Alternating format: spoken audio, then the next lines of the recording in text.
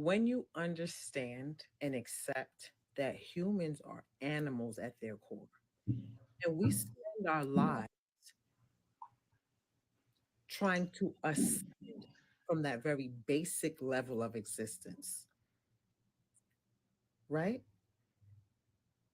But there are parts of us that we will never rid ourselves of.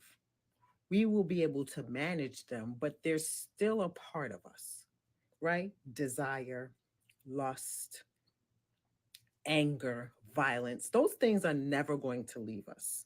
We just learn how to manage them, you know. Um when you understand and accept that, it's going to be easier to deal with people, right? And that's where women have a very hard time in life. They don't want to accept that people are who they are. You don't have to accept behaviors. You don't have to put up with the behaviors. You just, if you just understand and accept that things are the way that they are, because people are the way that they are, then it will be easier for you to maneuver, right? So I spoke about, you know, men being weak to women. All men have a soft spot for women, all of them. And so a woman on TikTok asks, well, if they do, why do they, abuse us and do things to us that clearly show that they may not value us or whatever, right? And it's because women want so badly to love men and to change men, right? Women don't know what love is either, right? They talk about men don't know what love is. Women think love is giving of oneself unconditionally, right? Women don't know how to love people. They know how to obsess over people, control people, allow people to run over them, right? Everything that has nothing to do with love, right? And so they expect that from other people. Instead of just accepting people for who they are and dealing with them accordingly, women want to change people. This is why they will stay in situations that don't benefit them or are harmful to them. This is why women will say, I hate women and I'm mean to women, but won't remove themselves from my space, right? Because if you really believe that, why are you here, right? A young woman said to me, I can sell women anything that has to do with getting a man, right? Whether it be teaching women how to be sugar babies or doms or anything that has to do with male attention, male gaze, anything, right? And people have every so often suggested that to me. Why? Because my looks puts credence to messages like that, right? So if I would get online and do get ready with me's or makeup tutorials or, you know, taught women about relationships and how to be with men or whatever it is, women would tune in more because they will believe me more because they think that I'm getting the results that I would be selling them on, right? You can sell women anything as long as you look the part. And that's anybody, that's humans. But when it comes to men, women lie to themselves. But for many women who claim they want to master themselves, as soon as they get the right response from men, they're going to give up on themselves. I've seen it time and time again. Self mastery is not for the weak, right? And so I understand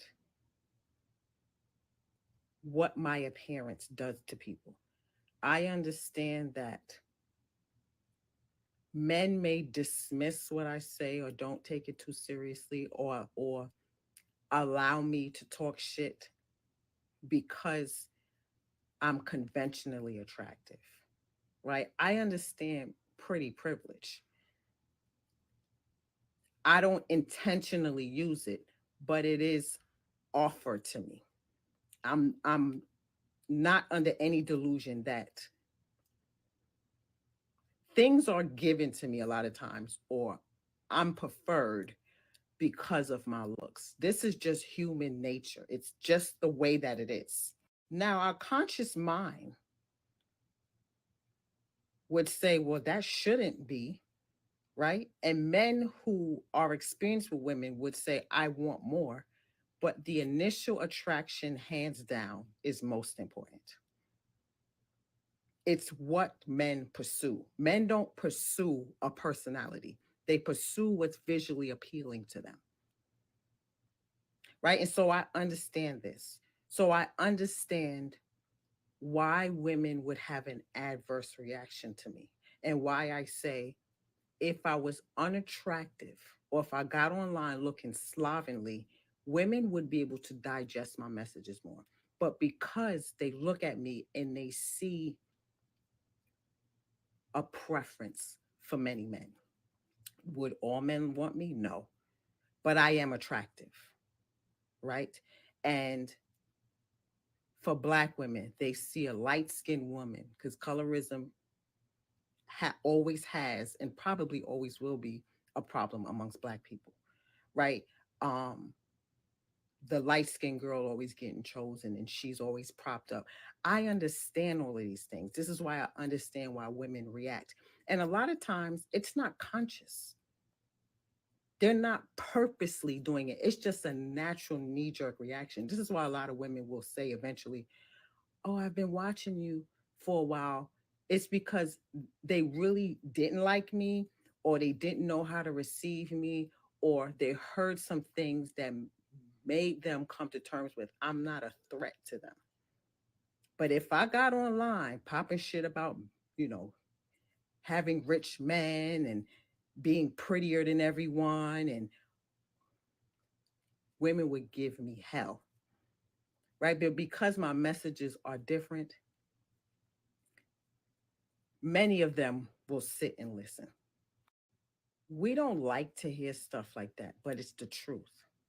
And because people don't want to accept the truth and they will try to dismiss what is, trying to be more evolved, when you can be more evolved, but you still got to accept people are going to have carnal desires.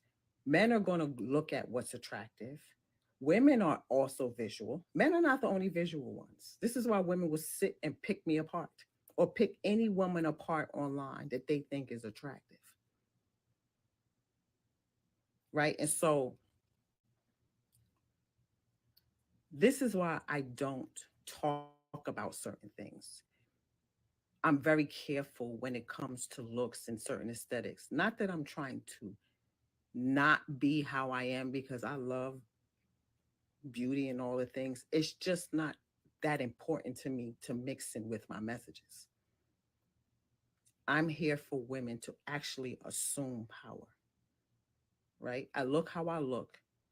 It is what it is, right? And people are going to receive it how they receive it. Men will give me an opportunity and hear me out just because they like the way I look. This is life. It's the way that it is. And I'm not blind to it. And I'm not going to act like, because it may not be right, or may not, it shouldn't be something we accept. It is what it is, right? And all I'm saying is, when you accept what is, life is so much easier, because then you'll understand that's why things are, right? She got this because of that. I see things done for women and I look at the women and I could tell why a man would do something for her. I ain't mad at it. It is what it is. Now, looks, attractiveness, being a preference and all these things, they don't have staying power. And what I'm teaching women is staying power, right? So to teach women, beauty and aesthetics, and yeah, that's important, sure. When you look good, you feel good. But to put everything on that, you're going to be chasing something that you're never going to be able to reach. What I teach is staying power. Yes, look good, look your best, take care of yourself, learn personal hygiene, all these things that are important. But what I'm teaching you is going to last beyond looks because there's always going to be a prettier woman in you, a younger woman, a sexier woman, a better shaped woman. It's always going to be better than you, whether you like it or not. Right? So, how you trump everything is you and your staying power. I cannot be outworked. I don't give a fuck what anybody looks like around me. I'm always going to make my mark because I worked on my inside, not just my outside, right? And that's what I teach women. Whilst knowing why women respond to me in the ways that they do. When they see men agreeing with me, they'll say, "Oh, she has maternal internalized misogyny," or men like her, so they immediately dislike me because they think I'm getting attention because I'm pretty, not because what I'm saying is making sense. Men are just listening to me because I'm pretty, and that could be true. But there are many men who's like, "This lady know what she's talking about," and she's easy on the eyes, right? So we got to factor in all of that. That's how humans are controlled. Those of us who have ascended, we understand human behavior. And most people are operating from that bare minimum animalistic space. This is why a lot of men get finessed because they're operating from their carnal desires and not their higher minds, right? Human psyche, human nature, all of these things are going to help you to ascend in life easily, because you're just going to accept what is and then you create from that space.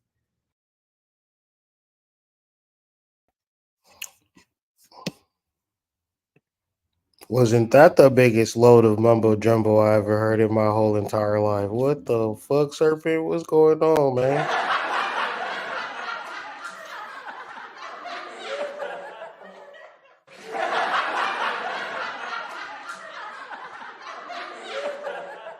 Y'all ready to do this thing, man? Yes, sir. Let's go. Okay. In that mode. Okay. All right, we back, man. The number one spiritual podcast on the internet. We are the initiates for the flame, and we here with another podcast. Now, I'm gonna let my friends introduce themselves, but I just got a question. I just got a quick question. What's the difference between your nature as a man and female attractiveness? Is there a separation?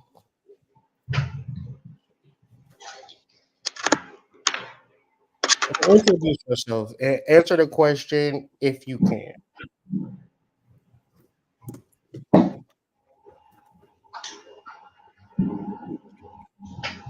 I don't give a fuck. You can blame me all you want.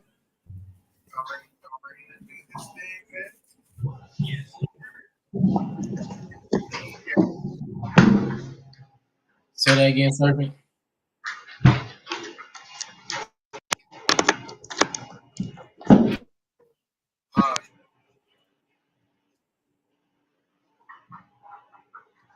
Can you hear me? Can you hear me?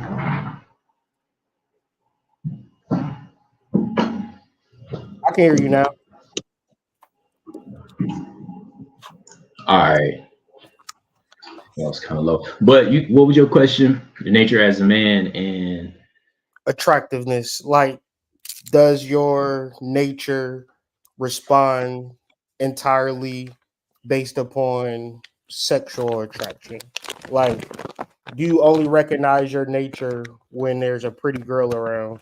And then if there's no pretty girl around, does your nature like go somewhere and hide? I'm trying to mm, make a distinction in between attractiveness and how it relates to male nature because I feel like guys would fuck a couch. But at the same time, people like insinuate like attractiveness versus like desirability. And I think that's a false assumption and a false like connection in life. Because especially if you're mature, right? If you mature, not to say you want to like a wildebeest, but you more into like girls that's going to be in a spiritual alignment with you or some sort, or mental or emotional alignment, like all day long. Like if you just had like a beautiful girl that was just like doing bullshit, Would you love her still? Like, would you just want to fuck with her because she just so pretty? Mm. That's a mindset for niggas. Just wondering. I would say I don't just experience my nature when there's an attractive woman, but I can say that um coming up in this world, you know what I mean? Like seeing a pretty woman, I'd be wanting to talk to her, you know what I mean? Based off of what my preferences are, what type of women I like, physically. It'll make me want to speak to them. But sometimes like, dang girl, you dumb as a doorknob. You know what I mean? You cute though, but I don't need to talk to you anymore. So I would say that if that answers your question somewhat. Where can they find you on IG? Jabriji, Jabriji. I'll put it in the chat.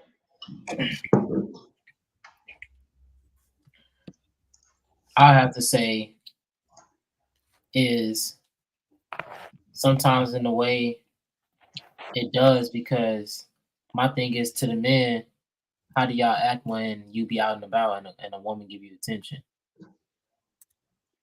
Do you just, oh hey, and we'll keep walking, or do you turn around and turn that convo for a good quick second, even if you're not gonna get no butt? You know what I'm saying? Like, can you avoid the attention, or are you gonna dive into it because you're getting it? Because like bro said, some dudes will clap the couch. They'll be like Napoleon Dynamite and be clapping pies. So Damn. If you go to jail, you will see some interesting fuck toys. I'm gonna just leave that there. Hey. Very interesting things. But by the way, you can also find me on Instagram at AD_Senpai33 is in the chat. Go ahead, check out the YouTube at Ascend AD. Most people call me Ascended, but it's just Ascend AD. But if you like Ascended, go ahead. We just reached 100 subscribers, so go ahead, check out the content. I got vlogs of me doing my jiu-jitsu, working out. I got shows with the guys. We got a lot of episodes out. You see this literally episode 10 of the Spiritual Podcast. I got stuff from Inheritance Book Club. Got my boy Jabriji on there, so check us out. Sacred Talks. There's a lot of things down there, so appreciate the love and support. Please like, subscribe, share. If this video is impactful for you, let us know in the comments. Share with us. Join the StreamYard link. We in this month, but thank you. Hey. Don't get mad at me because I had to leave the room to change. So could you please repeat the question real quick? We heard you. Oh God. I was saying, is your nature as a man? In the video that you posted, this girl was saying, I'm attractive, so guys like me. I'm attractive, so this, that, and the third. Mm-hmm. Insinuating that other girls don't get that same attention because for whatever reason. So my question is your male nature, your masculine nature, connected to anybody, any woman, any place, person, or thing, or is it just something that surges through you on command, basically? Services through me on command. I would say I used to be, like that, where the allure of a attractive female would completely knock me off of and out of my game. But I would say I was more of a dependent at that time in my life, and now I'm less of a dependent, so to speak. I'm more of a cooperative type, but I absolutely call on my manhood whenever I want to, my masculinity whenever I want to. Yeah, so my shit is not tied to any woman or anything in particular. But it used to be. And Sacred Serpent, Racine Maurice on Facebook and Instagram, Sacred Dark Sacred Serpent. Also, Initiates for the Flame on Instagram and Facebook. Initiates Substack, and of course, Foundation, White Rabbit Psych, and Columbian Exchange. And yeah, I share and thank y'all for the space once again. Oh yeah, check out the cover change, man. Especially White Rabbit. You can go ahead, go down on my page and tap into the referral link and open up your mind to microdosing, man. And you might get some nice shirts like this. And you can save a lot. And you can save a lot of money, so that's always a plus. And you might save a life or two. Save a life or two. This shit is real. Really. Yeah, and get the free psychedelic journal too. Download it mainly once you get on the website. It's getting realer and realer, man. But with that being said, which direction do y'all want to go? Do y'all want to get into the spiritual side of things or the relationship side of things? I personally will vote for dealing with the spiritual side, but then y'all could see. We'll follow your lead, big dog. Yeah, I would say spiritual. Yeah, we'll follow your lead, big dog. So this conversation is going to start off. I'm gonna let Jabriz kind of lead the convo though, as we are like breaking down some mysteries. It just tell me at what point you want me to switch the slide or just like garner feedback whenever you want to. But this picture, let me get rid of this banner. You might want to screenshot this picture, crop it, and study it, understand it, and overstand it. Because, you know, when you study astrology, you're not always studying the stars. More likely, you're studying yourself because you are a star being. So the codes are found in the astrology, but you have to learn how to relate and decode the codes. So the code that we're going to be dealing with today is the code of Aquarius, the age of Aquarius, and how it relates to people in this day and age. So go ahead, Jabri, and outline the conversation, and we got your back. Sure. Thank you. Mhm. Thank you for the intro, brother. No, Mhm. but so the topic of today is the energy of Aquarius. And I want to start it off by mentioning that the body is an altar and Aquarius is one of many energies that reside within us. Um, and so the body part that I want to, zoom in on is the calf. And the calf, excuse me, represents like Mayat. It represents balance, represents stability. Um, and when you bring in Mayat, it talks about forgiveness. It talks about order. It talks about the true law. Um, go to the so yeah, this is a picture of Mayat. I know sometimes you'll see Mayat on the justice card, but here I'm relating all the Kemetic deities to a different sign, and Mayat aligns with Aquarius. Um, go to the next slide. I think it's the star card. Yeah.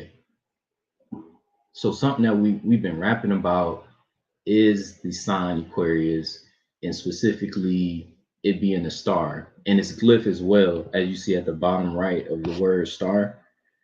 So I was posing a hypothesis that the Aquarius being called the water bearer, I'm looking at it to behold, to bear, to see, to have something within your sights. So it has the stars or the firmament in its sight, and that's why it's called the star card. And also being able to direct the light, so being able to read the light code and somewhat of a form of technology. Um, the glyph even looks like electricity.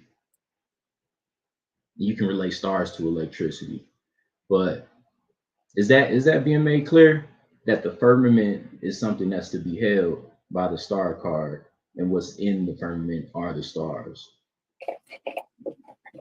Yeah, because you can, for the people who's been keeping up with the Harrison's Book Club, you can literally go into your Bible and get into Genesis, and it talks about the firmament. Understanding that, even understand the star, because we are a representation of star. Shit. Every nigga is a star. I'm about to look up what the firmament means in the metaphysical dictionary. I'll do truth.org. Of course, best site. Truth Unity. And where you guys another- can find that is Genesis chapter 1, verse 6. Faith in mind power, a firm, unwavering place in consciousness. The firmament in the midst of the waters is an idea of confidence or faith in the invisible.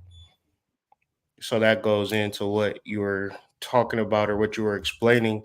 Because if you're actually looking at stars and their light, that is a past, like the light in theory is supposedly millions of years old, and you're like the star is in a whole different reality, and it takes us so long to even see it. Like, so the idea is like you would have to have faith because the whole thing is about distance, time, and space. All of these particular thought forms, like just to say, like, all right, in 10 years, I'm gonna be doing this and I'm gonna be doing that. That's a level of faith in the invisible, because who the fuck knows what 10 years is going to look like. But yet and still, when you look at things that come into manifest, a person will say, man, I've been working on this for 10 years, man, and I finally did it. Right. So it's like you can say, yeah, I don't want to actually believe in stuff. And then, like, because spiritual people is the ones, man. Spiritual people will have an idea that they do not give a fuck about. You feel me? And be like, I don't know, it might not even work out. I might be moving, or, just all these different excuses. But it's like, yeah, you actually can change your reality if you're able to kind of like, if you think about the calves, it's a lot of theories. I'll let you cook. But if you think about the calf is your movement through life. Like it's the thing that you're going to press up against to get going type shit. Mm-hmm. Yeah, and to piggyback off of that, the calf specifically in Chinese medicine, or Taoist Chinese medicine, I believe that's the proper way to say it. Yeah, this post right here, perfect. So can you slide down a little bit where you see the 1, 2, 3, and 4? Yeah. So I'm gonna just read a little bit off of it. Basically, the calf is a second heart. It helps blood flow and it delays aging. The calf is the load-bearing wall. It can be said that more than half of the activities and energy consumption in a person's life are completed by the calf. Reduced function of the calf has much to do with elderly who fall. It's also called the traffic artery. 50% of the nerves, blood vessels, and blood in human body are in the legs. Wow. It got 60 acupuncture points. The 6 essential meridians also pass through the calf. Say that one more time, because that is crazy. 50% of the nerves, blood vessels, and blood in the human body are in the legs. That's tremendous. That's crazy. That don't even make sense in my brain right now that you said it. Like, yeah. I mean, when you like really trying to like see it from a spiritual standpoint, and we think about our testosterone, most of our testosterone sits in our lower body. So it's like we're trying to raise it upward. Mm-hmm. And then honestly, a lot of times when you're in the gym, they'll tell you to work out. And when you're done, like when you're doing chest day, when you finish chest day, they'll tell you do like a set of legs and then push all that testosterone up. Mm, You know, that that's that a that key. actually makes a lot of sense to me, in the fact that it's so fucking difficult for a nigga to win the battle with his animal nature, right? So all of that shit, think about when the blood leaves the brain, right?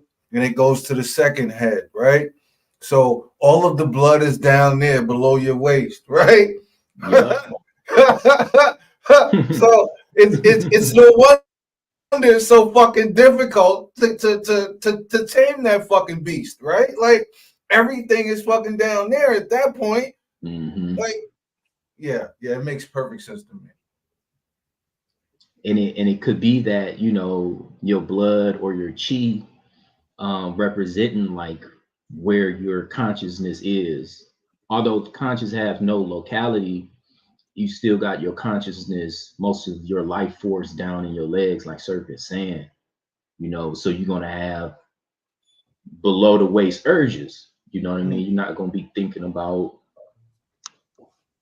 heavenly urges per se. You know what I mean? Just Yeah, as like an those analogy. urges are just more intense, probably. You know, Mm-hmm.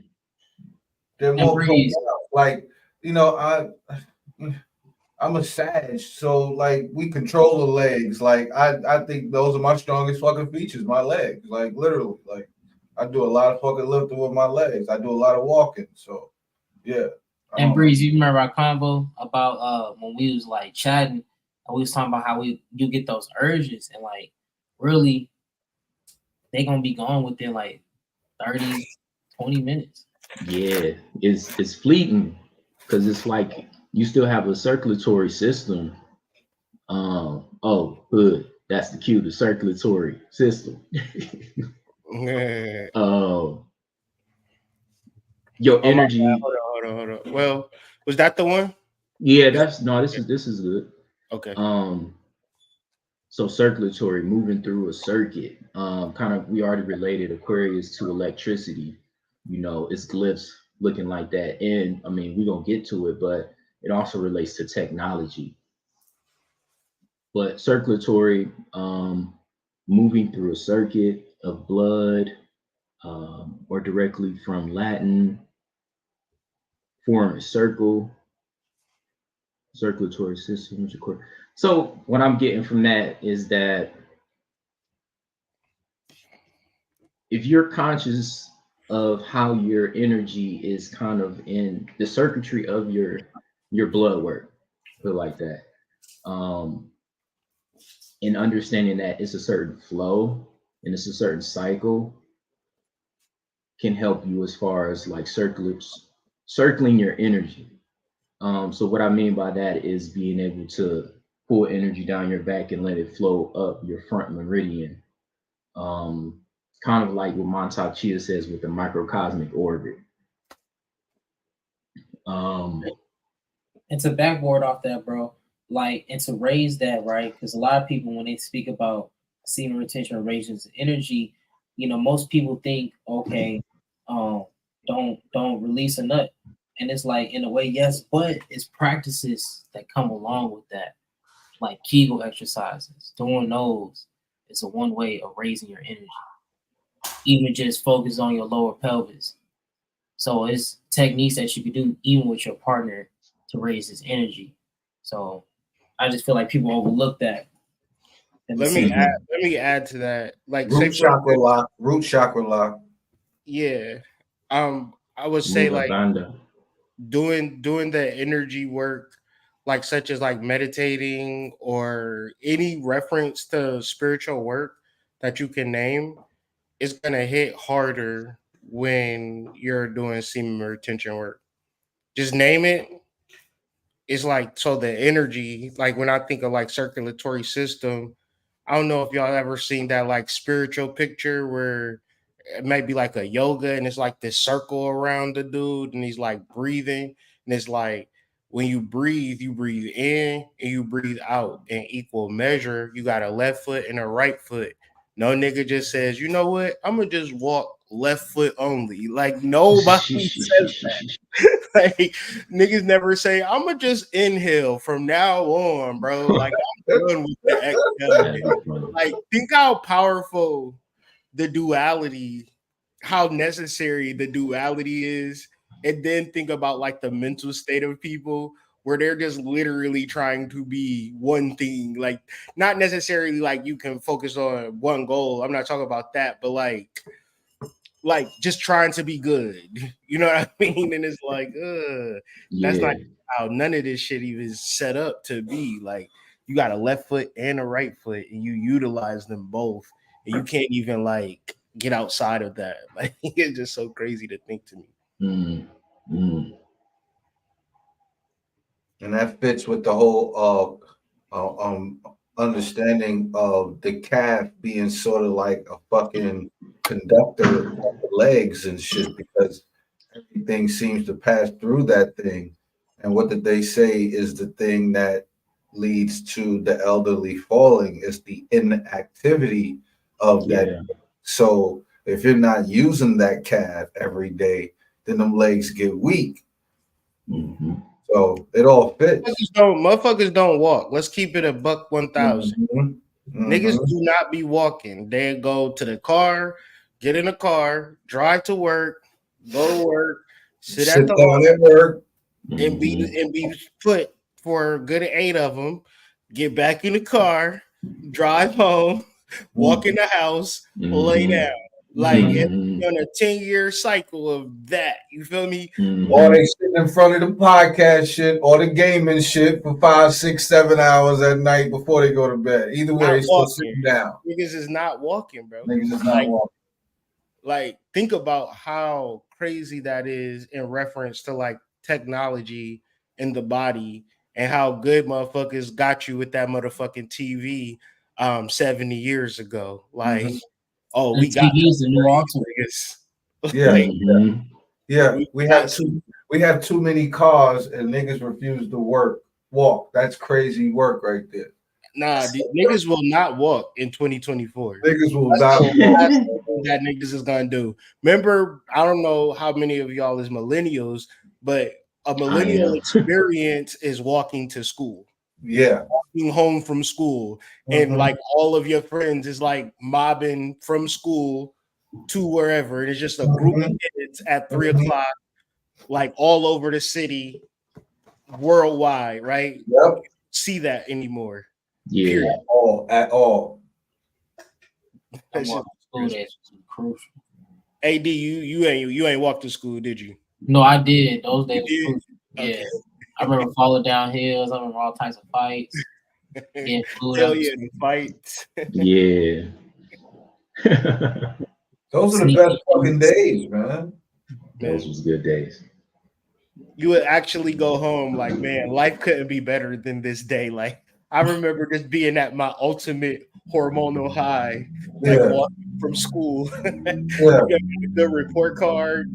The girl said, "Hi, Kyrie." You just like Yeah. on something Yeah. else. Like, Yeah. Yeah. They used to tell us if we wanted to fight, we had to go home first. Nigga Then just strong for no reason. He just big and strong for no reason. That young strength too. That got milk strength. Like just up active all day. But then when we get older, I think like the stagnancy sets. But I'm off that shit really. Like, I want to engage my vessel as much as possible. You know, I don't really like the fact of like, because if we wasn't about to do this live, I was about to do some jump rope. I'm still going jump rope after this live, but I'm just like, fuck that. Like, I don't understand like sitting down really. But I guess like the Saturn and Aquarius energy, where Saturn is exalted in Aquarius, like it doesn't matter. Like I just been so caught up in like fitness and moving and being on a treadmill and things of that nature. So it's like that's what actually feels good. Like getting stronger, like as far as like jogging, not losing breath, like all of that shit is just like amazing to me. But I just see it as like, damn, they say like once you turn 30, you don't even sprint no more. Like 96% of the people don't sprint past the age of 30.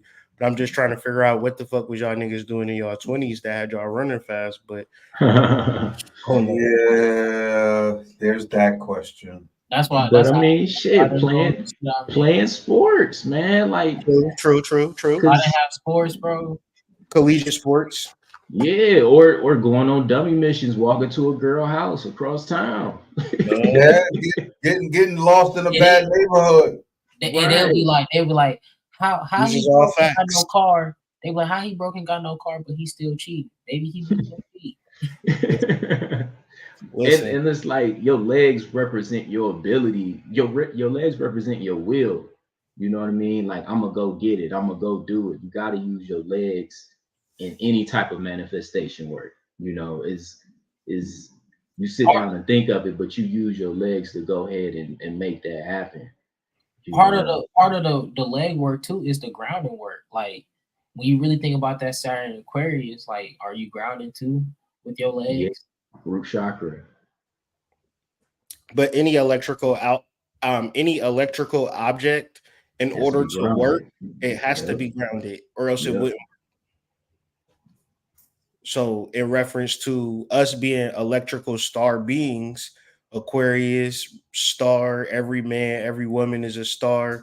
There's certain technologies that come online once you actively ground. And, we live in a cityscape, most of us, where we have these 90-degree angles and straight lines, which kind of take us out of our element.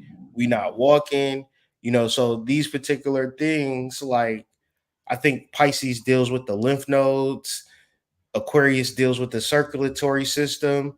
So to me, it's like having clear passageways. And when you young, as y'all was referencing, you have all of the energy and you're just having like all of the clarity, but you don't appreciate it. And then like I'm 40, so I'm not like 60, 70, but I see that shit. Like I see that shit and it's like, oh hell no. We about to not, it's over with. Like I don't want to do nothing that's stupid. You know what I'm saying? Yeah. Stupid count me out. Like, oh, we about to drink beer and eat fried foods. Nope, I'm not doing it. Like I'm I'm turning 40 this year. So it's just like Yeah. it's like a crazy revelation. Like if you just do whatever in 20 years, your shit gonna be fucked up. And that's like, whoa. That's like, whoa, like Mhm. okay, fuck that. I'm Gucci. Fuck that. Fuck I that. agree. With that Kendrick Lamar. um, What? it's like it's your understanding. You know what I mean? It's like what's under you is, and it also has the implications of like Aquarius is also like psychic. You know what I mean? Psychic faculties and stuff like that, and being able to see metaphysically. You know what I mean? See what's not there, um, in a spiritual sense. And then we got here groups, clubs, collective endeavors, friendships, humanitarian ideas, global awareness. Could it be that when you get old, your participation in this is kind of like directly related to your health? Yeah, Usually when older folks retire and they're at home, they're not doing none of this. yeah. Maybe they'll donate money, but they're not doing any of these things. And that's really a Gen X phenomenon, baby boomer phenomenon, where like so their parents, the Gen X baby boomer parents left them with something and they were like active in their development. Like I bet you your great grandmother and your great great grandmother lived together in the same house at a certain point Hmm. because the family was one thing. But now, based upon modernity, women are feminists. And I'm not saying it's wrong, it just is what it is. My mom went to work.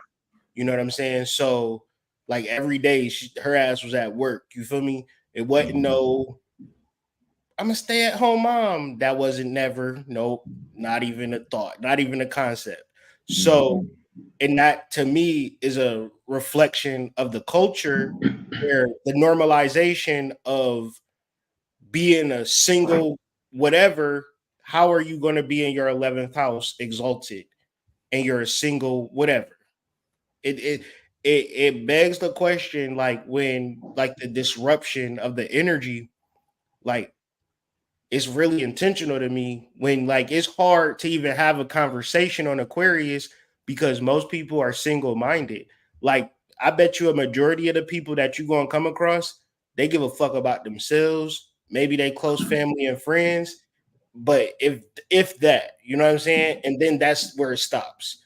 So when you get into the 11th house where you're like, all right, I care about the world. Like when I told people, like I remember like being in places and saying, man, I want to impact the world. And we had a factory somewhere, and them niggas looking at me like, nigga, you retarded. Like, bro, get boxes, nigga. Like, I don't give a fuck about none of that shit. You feel me? And I'm just like, man, I'm gonna change the world one day. They like, nigga, you was late to work. They about to drop your pay. They said tighten up, bro. Lock in. Huh? They said tighten up, bro. Lock in. Yeah, we at work. We're like, what the fuck? But like, I think like in the deeper recesses of our spirit. Oh, you trying to kick knowledge? Yeah. You think you better than me because you read? In a deeper recesses of our spirit, we want to impact the world. So how do you attain that? And it's a deep message in all this, bro. Like I just feel like if people were to understand that 10th house, 11th house transition, crucial. It's a difference. It looks the same, but it's completely two different things. But it's a necessary reality that we could, as millennials and Gen Zs, like actually put shit right in a proper perspective, because we the generation that's actually studying charts. Our moms and grandmas did not give a fuck about astrology, period. Not nothing about it. We the ones that studying it, and I think it's probably for this reason, so we could kind of move into that 9th, 10th, 11th, and 12th house of awareness in life, because we got the sex down pat, guys. That 8th house, we got it covered, guys. We got Pornhub, X videos, X hamster. Like we got the 8th house covered, right? Now we can kind of get into some deeper understandings, if you know what I mean. Yeah, no, for sure. For sure. You shut the fuck up. I'm pretty sure that 8th house is just good to go. Yeah, just know if you got any planets in this 11th house, goddamn, they got there. Yeah, if you got any planets in your 11th or 10th house, just know, man, like you're gonna have this strong, deep sense of purpose. What y'all got in y'all 11th houses? I got the sun in mine. I got the sun in mine along with Mercury. We world changers, AD. Hey, bro. One step at a time. What about Jabriz and Serpent? What's in y'all 11th house? I'm about to look at my chart right now. I should know this off the top. Oh, in my 11th house, I have hold on. I have Leo in my 11th house. Okay, that's I got Jupiter. See, and Leo. Man. He said he got a sword really doing shit with the community.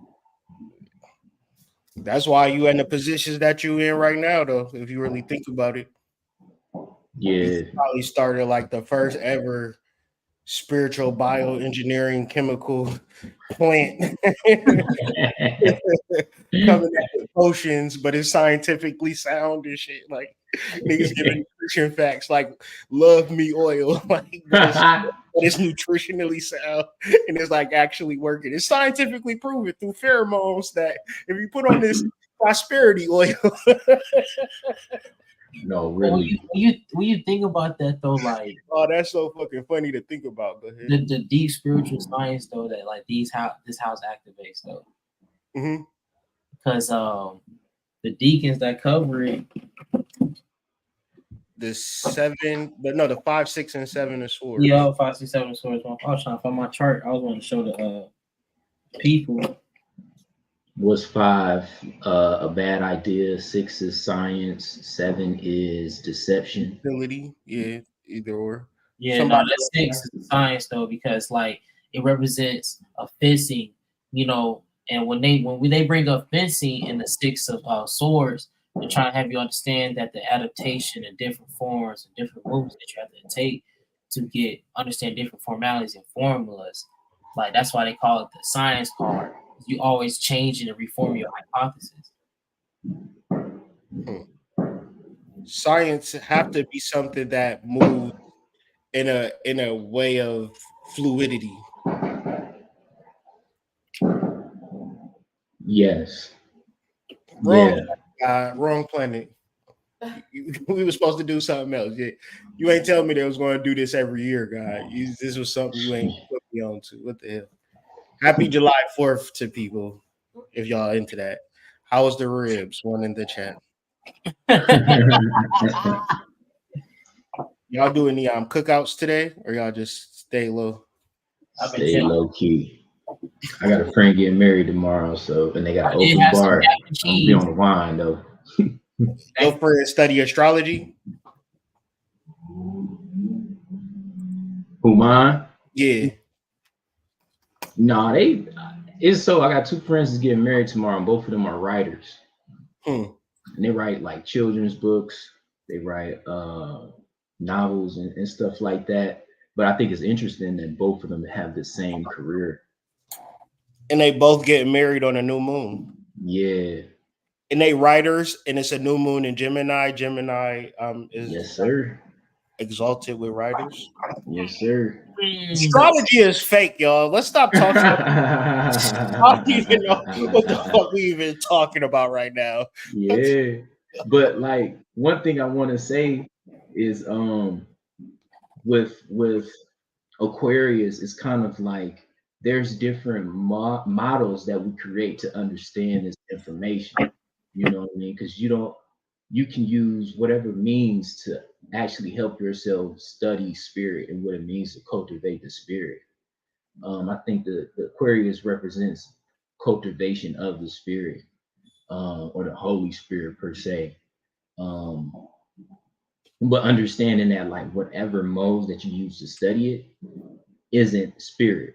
You get what I'm trying to say? Like astrology is talking about the energy, but astrology isn't the energy. Mm-hmm. So it's a million astrology channels. So it don't mean that the study of astrology puts you in the right place all the time. I like to describe it as like dogma, and like people who go to church every Sunday will tell you, you should go to church every Sunday like me, because I go to church every Sunday, nothing bad happened to me type shit. And then when something bad happens, they be like, it's all in the Lord's plan. It's like, like it's all about having that personal relationship, because that's all we really truly have, our own understanding. And you can do all of the dogma shit, take an astrology course. It probably ain't going to mean shit at the end of the day, but that's neither here nor there. Okay. For sure.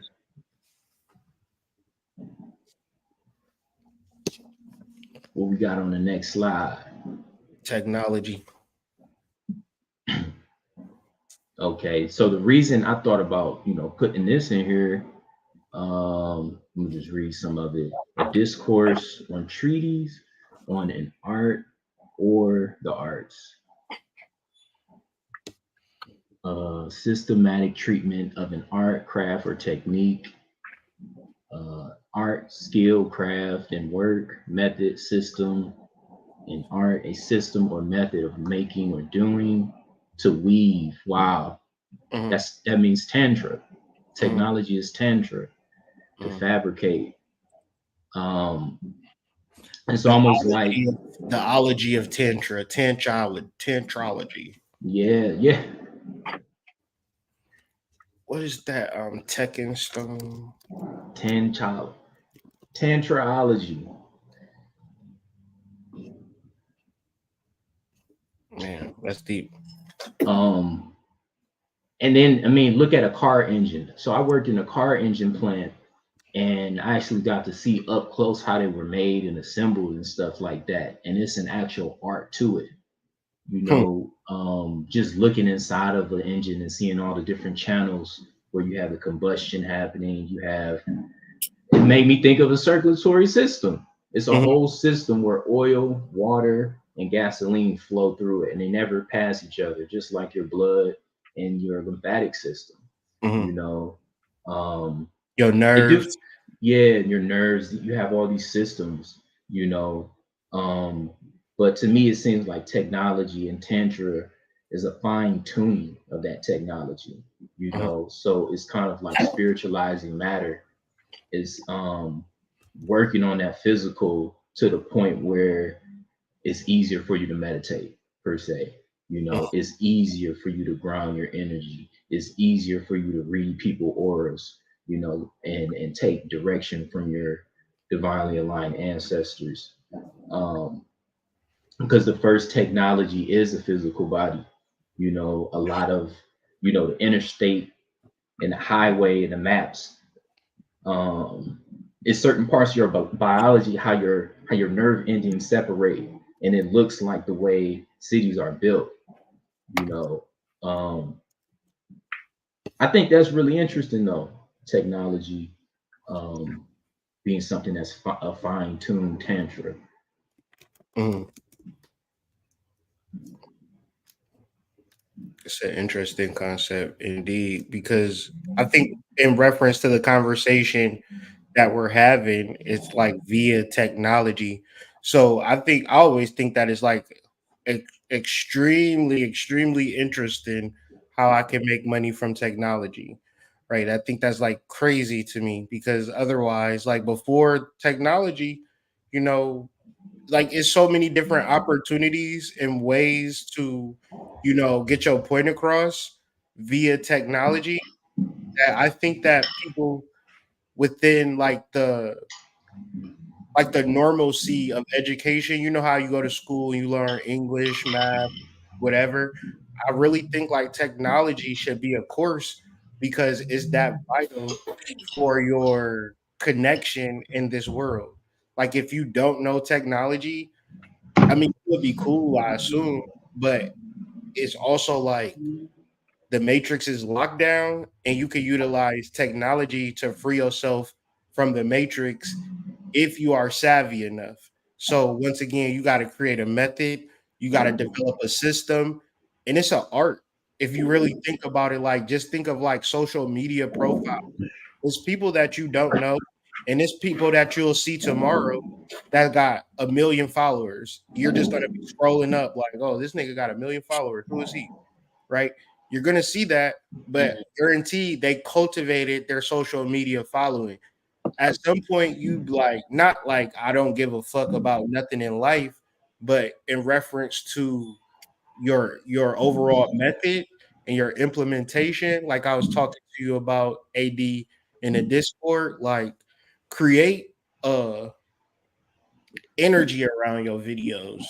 Act like it's a nigga coming in on tour, about to do a big show, and you about to do a video under that aspect. So people would just be like, they might not watch it, or 10 people might watch it, or 100 people might watch it.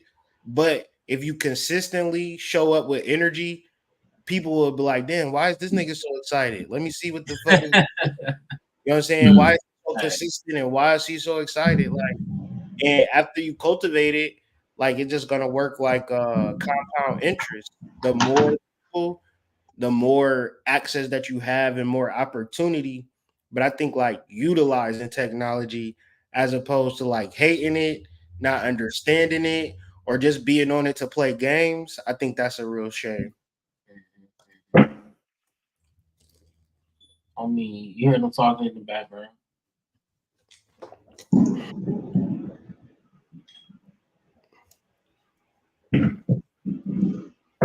What you have this one on for? So in the show X-Men 97, this is a villain. His name is Bastion. Um, and basically, he's a human sentinel. And if anybody know about X-Men, the Sentinels are basically like robots. They Mhm, like these 14-foot tall robots that basically been created to just like exterminate mutants. mhm, But at a certain point in time, they had this android named Nimrod, And Nimrod was kind of like he was a robot, an android, but he could do stuff like morph his arm, like turn his arm into a machine gun, or turn his arm into a sword or an axe or something like that. And long story short, they time traveled, infected someone with a techno organic virus, and over time it became this man named Bastion who basically was very sensitive to like technology. He can like hear electricity in the power lines and stuff like that. And he also hated mutants, but it was because of the genes of Nimrod in him. So basically, he had technology within him, but he was still an organic being. And I just think it's interesting. Maybe this is where we're going to be headed towards as the ages go on, being merged with technology more and more. Like the whole thought of like Simulink and stuff like that, or how we got Siri and Alexa, and how we can go across country in a car and not actually physically drive it.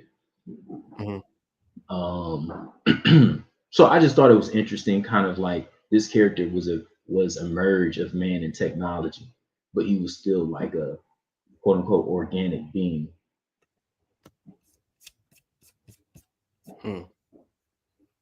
You ever heard of Ray Kurzweil? No. Yeah, that dude, this dude crazy. Yeah, he goes to like, well, what you talking about though is like right exactly. Ray Kurzweil is an AI scientist, and long story short, he created like artificial intelligence and like created like these systems, and like he's an older guy, he's like 76, but he takes like mad supplements every day. He said he's just trying to live to like 2031, and he said AI will be so advanced by that point that we will be able to live forever. If y'all ever like this is kind of like one of the goats, like probably like even before I was conscious, I would be into his stuff, and Okay. I was listening to him in the 90s. You feel me? His books, like he had books that teach you how to live life. Like it was a time in my life where I didn't even chew my food. He was like, if you want to live longer, you gotta chew your food at least 30 times. I'm like, oh, okay. I didn't even know that, but now that I know, like he just got a lot of like normal everyday life, but he's like super smart. Go ahead. One thing that makes what I just thought of while you were saying that, Hood, is the humanitarian work in that, the Yeah, Aquarian energy behind it, that's real. Because what is technology if it isn't helping humanity? We know it can be used in other ways, but Right. the whole reason we used it is to supplement our experiences on Earth, not to, be the end all be all. Okay, and then when you said that makes me think about something like let's scale back to when the internet first created and why you would need it and why you would use it. It was literally a tool to help you just either answer questions, get iceberg sweaters, you know what I mean? Like just like it's Mixtapes. mixtapes. It's a device to help you as an individual, but it's all these people that's like behind the wall, so to speak, putting out quote unquote content. But when it first came out, it was just websites and different places that people would congregate. But it's always a mode of the internet where somebody is doing something basically for free or extremely valuable. And I think that if you're a person, you want to tap into this energy, all you have to do is think about that. Like technology is used to help human beings accomplish things that they otherwise couldn't. And so from then 1996, when I used to go to the library and write my name on this sheet of paper and get on the internet for 30 minutes and just search Yahoo, like what the fuck, to now where you can just use your phone to get a car to take you to your sneaky links house, right? It's helping me. like Uber is a humanitarian act if you think. For sure. How many niggas want to take a taxi and it like I'm in the hood, ain't no taxis riding around. So what the hell? I can't hail a taxi, but I can definitely get on the app and call an Uber. Genius idea, but it's like actually tapping into also education on how we can move forward. Yeah, I would say from having Jupiter in the 11th house is figuring out what's needed. You know, what can you bring to the table that's needed, that can be of service to everyone despite whatever they got going on. You know what I mean? Like, for instance, everybody drink water. So having bottled water, alkaline bottled water, or the automobile, you know what I mean? No matter what's going on in the world, people are still driving their car. No matter if you mad at your baby mama, or you about to go to war, you about to go to the grocery store, or you just joy riding.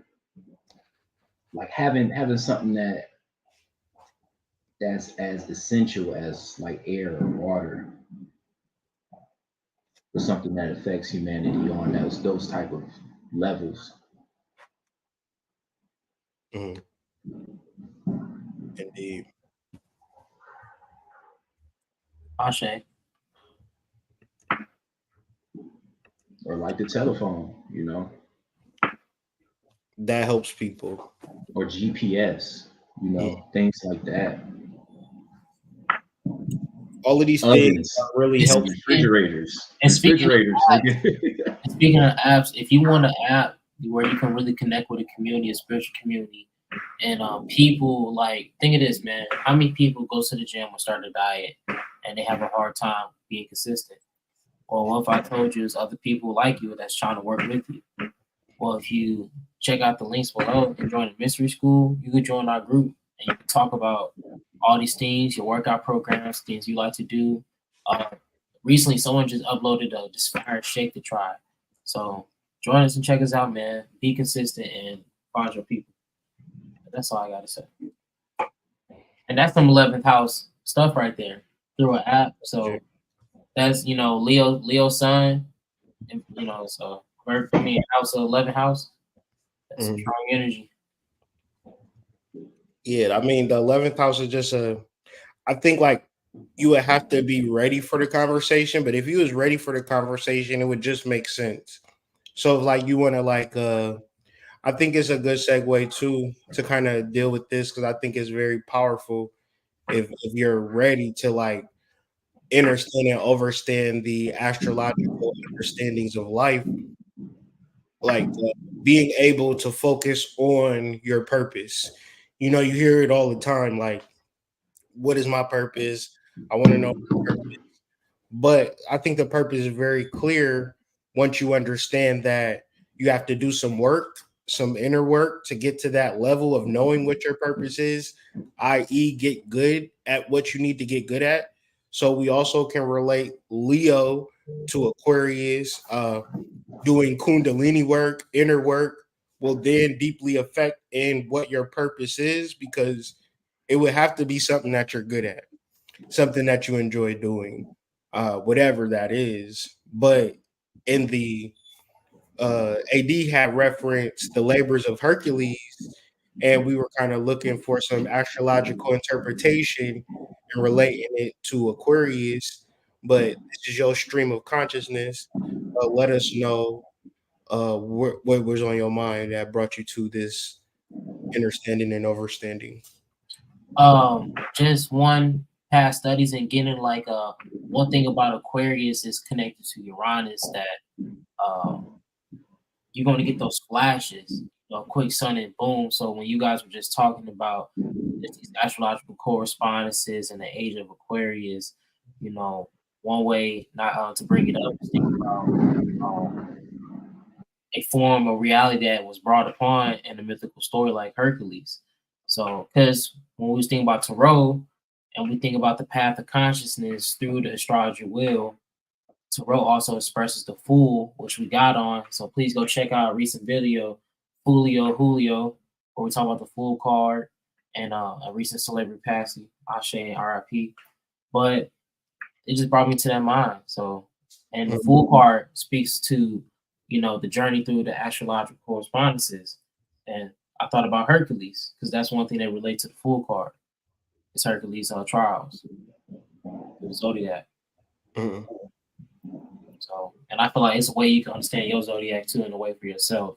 Because I'm an Aquarius, you know. So I'm trying to. I think, like as you said that, I think I will probably like do like a live or just like go through these in the mystery school just on some, because it's really really interesting. And this is just like my first time like really looking at it, and it was like just kind of, it's very abstract and it's very kind of hard to understand at first, and I like that because I like to be challenged, but then it's a reward once you understand and overstand the connection. It gives you such a clarity on the sign of Aquarius that I feel like it shouldn't be going unsaid or unnoted. So I guess a quick summary, because it's a lot to read through and we're not about to do that. Hercules, he's going through the trials and he just ascended through Capricorn, and like he's the man, right? But now he has to go to the valley and basically figure out a way to clean up some shit. Literally, I can find the word dung in here. Yeah, so dung, that's boo boo. That he's got to clean up, right? He got to, and so what he does, he goes to two rivers and he has a flash, the answer to his problem flashed upon his mind. So a lot of times I tell people, if it's hard for you, it's difficult for you, spend time in nature. If it's really hard, spend at least 2 hours in nature so your brain can actually forget that you living in a city for a little bit, and then the ideas will just come. So Hercules does this, and then he figures out a solution and he cleans the shit up. And so once he goes to the king, right? The king, he's like, all right, I did it. The king is like, I don't care. I ain't giving you shit. Go back up to wherever you came from. Like, it's over with. And so that's a hard story to wrap your mind around. But when you think about the person that created the internet, do you give him $5 and tell him thank you? I appreciate all the work that you done. More than likely, the creator and the things that you use notice and unrewarded. But when you are in your purpose, you're not in your purpose for a reward. But Message. that's a deep place to get to. trigger warning. Your reward is that you can share your purpose.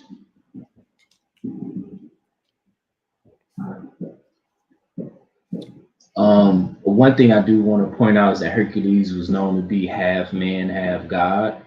Mm-hmm. So you got that human being able to channel his soul energy.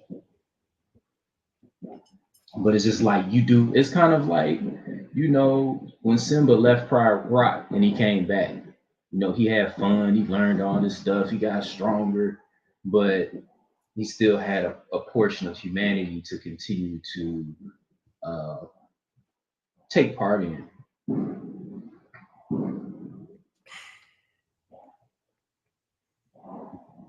Like it's that 10% that they talk about in the Bible, right? Or the scientists say you only use 10% of your brain.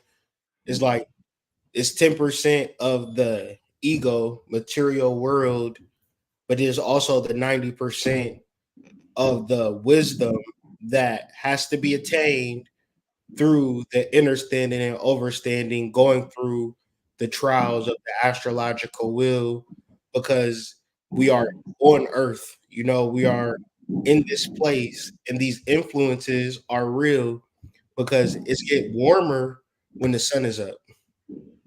It gets colder when the sun is down.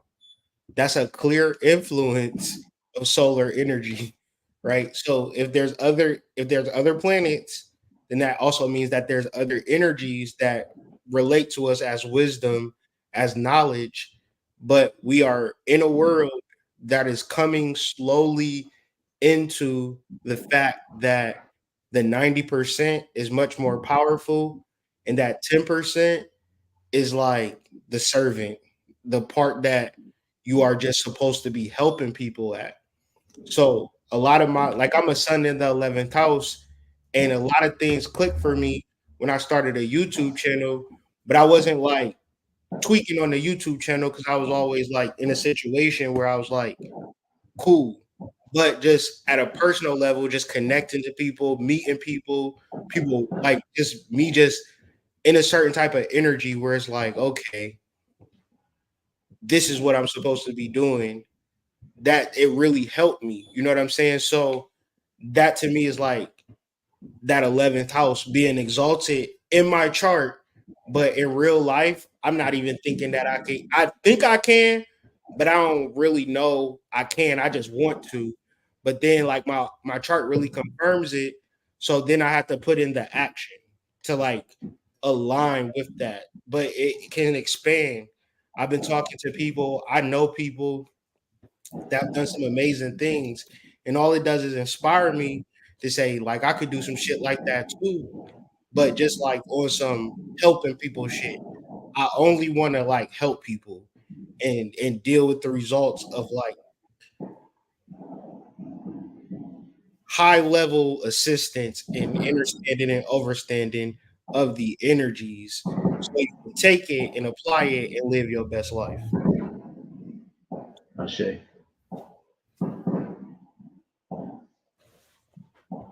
For some reason that got me thinking about purpose versus pleasure. And like, you know, he was feeling himself as he was making his way through all of the placements, like all the houses. He was feeling himself. And he got to a point of supposed adversity, which really wasn't adversity. It was just a shitty ass job. And he got a flash of an idea that could fix his so-called problem, but it wasn't necessarily that the so-called problem needed to be fixed at all. So like he does what he does, and then he expects to be rewarded for, again, like, because he's been getting rewarded this whole way through, and now he wants more reward for doing what he really was supposed to do, when in actuality it was supposed to be about his purpose as opposed to the pleasure that he derives from whatever it is that he wanted to gain. Like, because the purpose is stuck within the drive, but the purpose is also tied to, like you said, the servant, as opposed to the accumulator, you know, the guy that just, you know, accumulates and gets things, right? Like the service part of it comes with the purpose. He sort of lost his purpose because it became about what he was gaining along the way as opposed to why he was actually going through it in the first place. If that makes sense. Yeah, that makes sense. It's like you could also be like emotionally thrown off, but you still did what you were supposed to do. Because it's like, damn, why I didn't get the money? Why I didn't get to this? Why I didn't get to that? And it's just like, because you wasn't supposed to. Yeah. Like that wasn't the goal.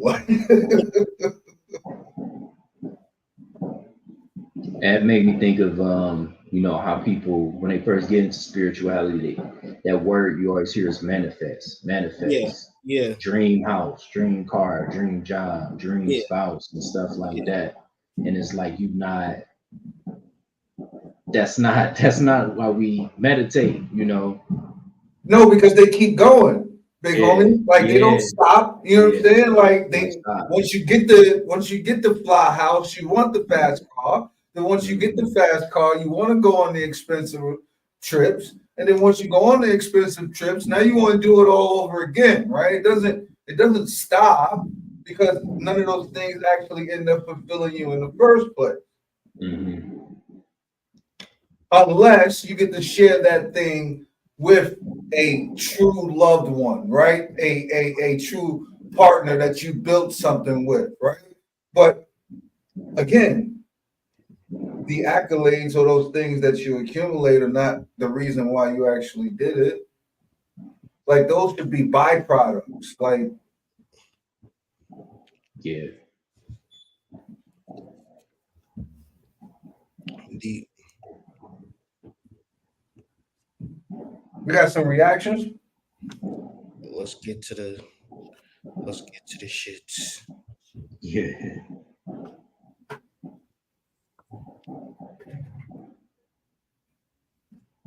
It's muted. You said it's muted? Yeah, or at least on this side it is. Yeah, I can't hear it. All right, I'm gonna stop sharing it. It's super low in the first place. I'm gonna try to share it again though. Make sure I had the proper settings on. Share screen, allow. Do you lose audio when you share links? No. You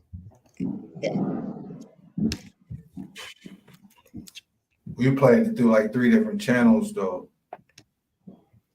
let me know if y'all can hear it. It's low. Try to mute yourselves. Yeah, we can hear it. We can hear it. I can hear it. My question is marriage in today's society a realistic expectation for a young, independent, beautiful Black woman?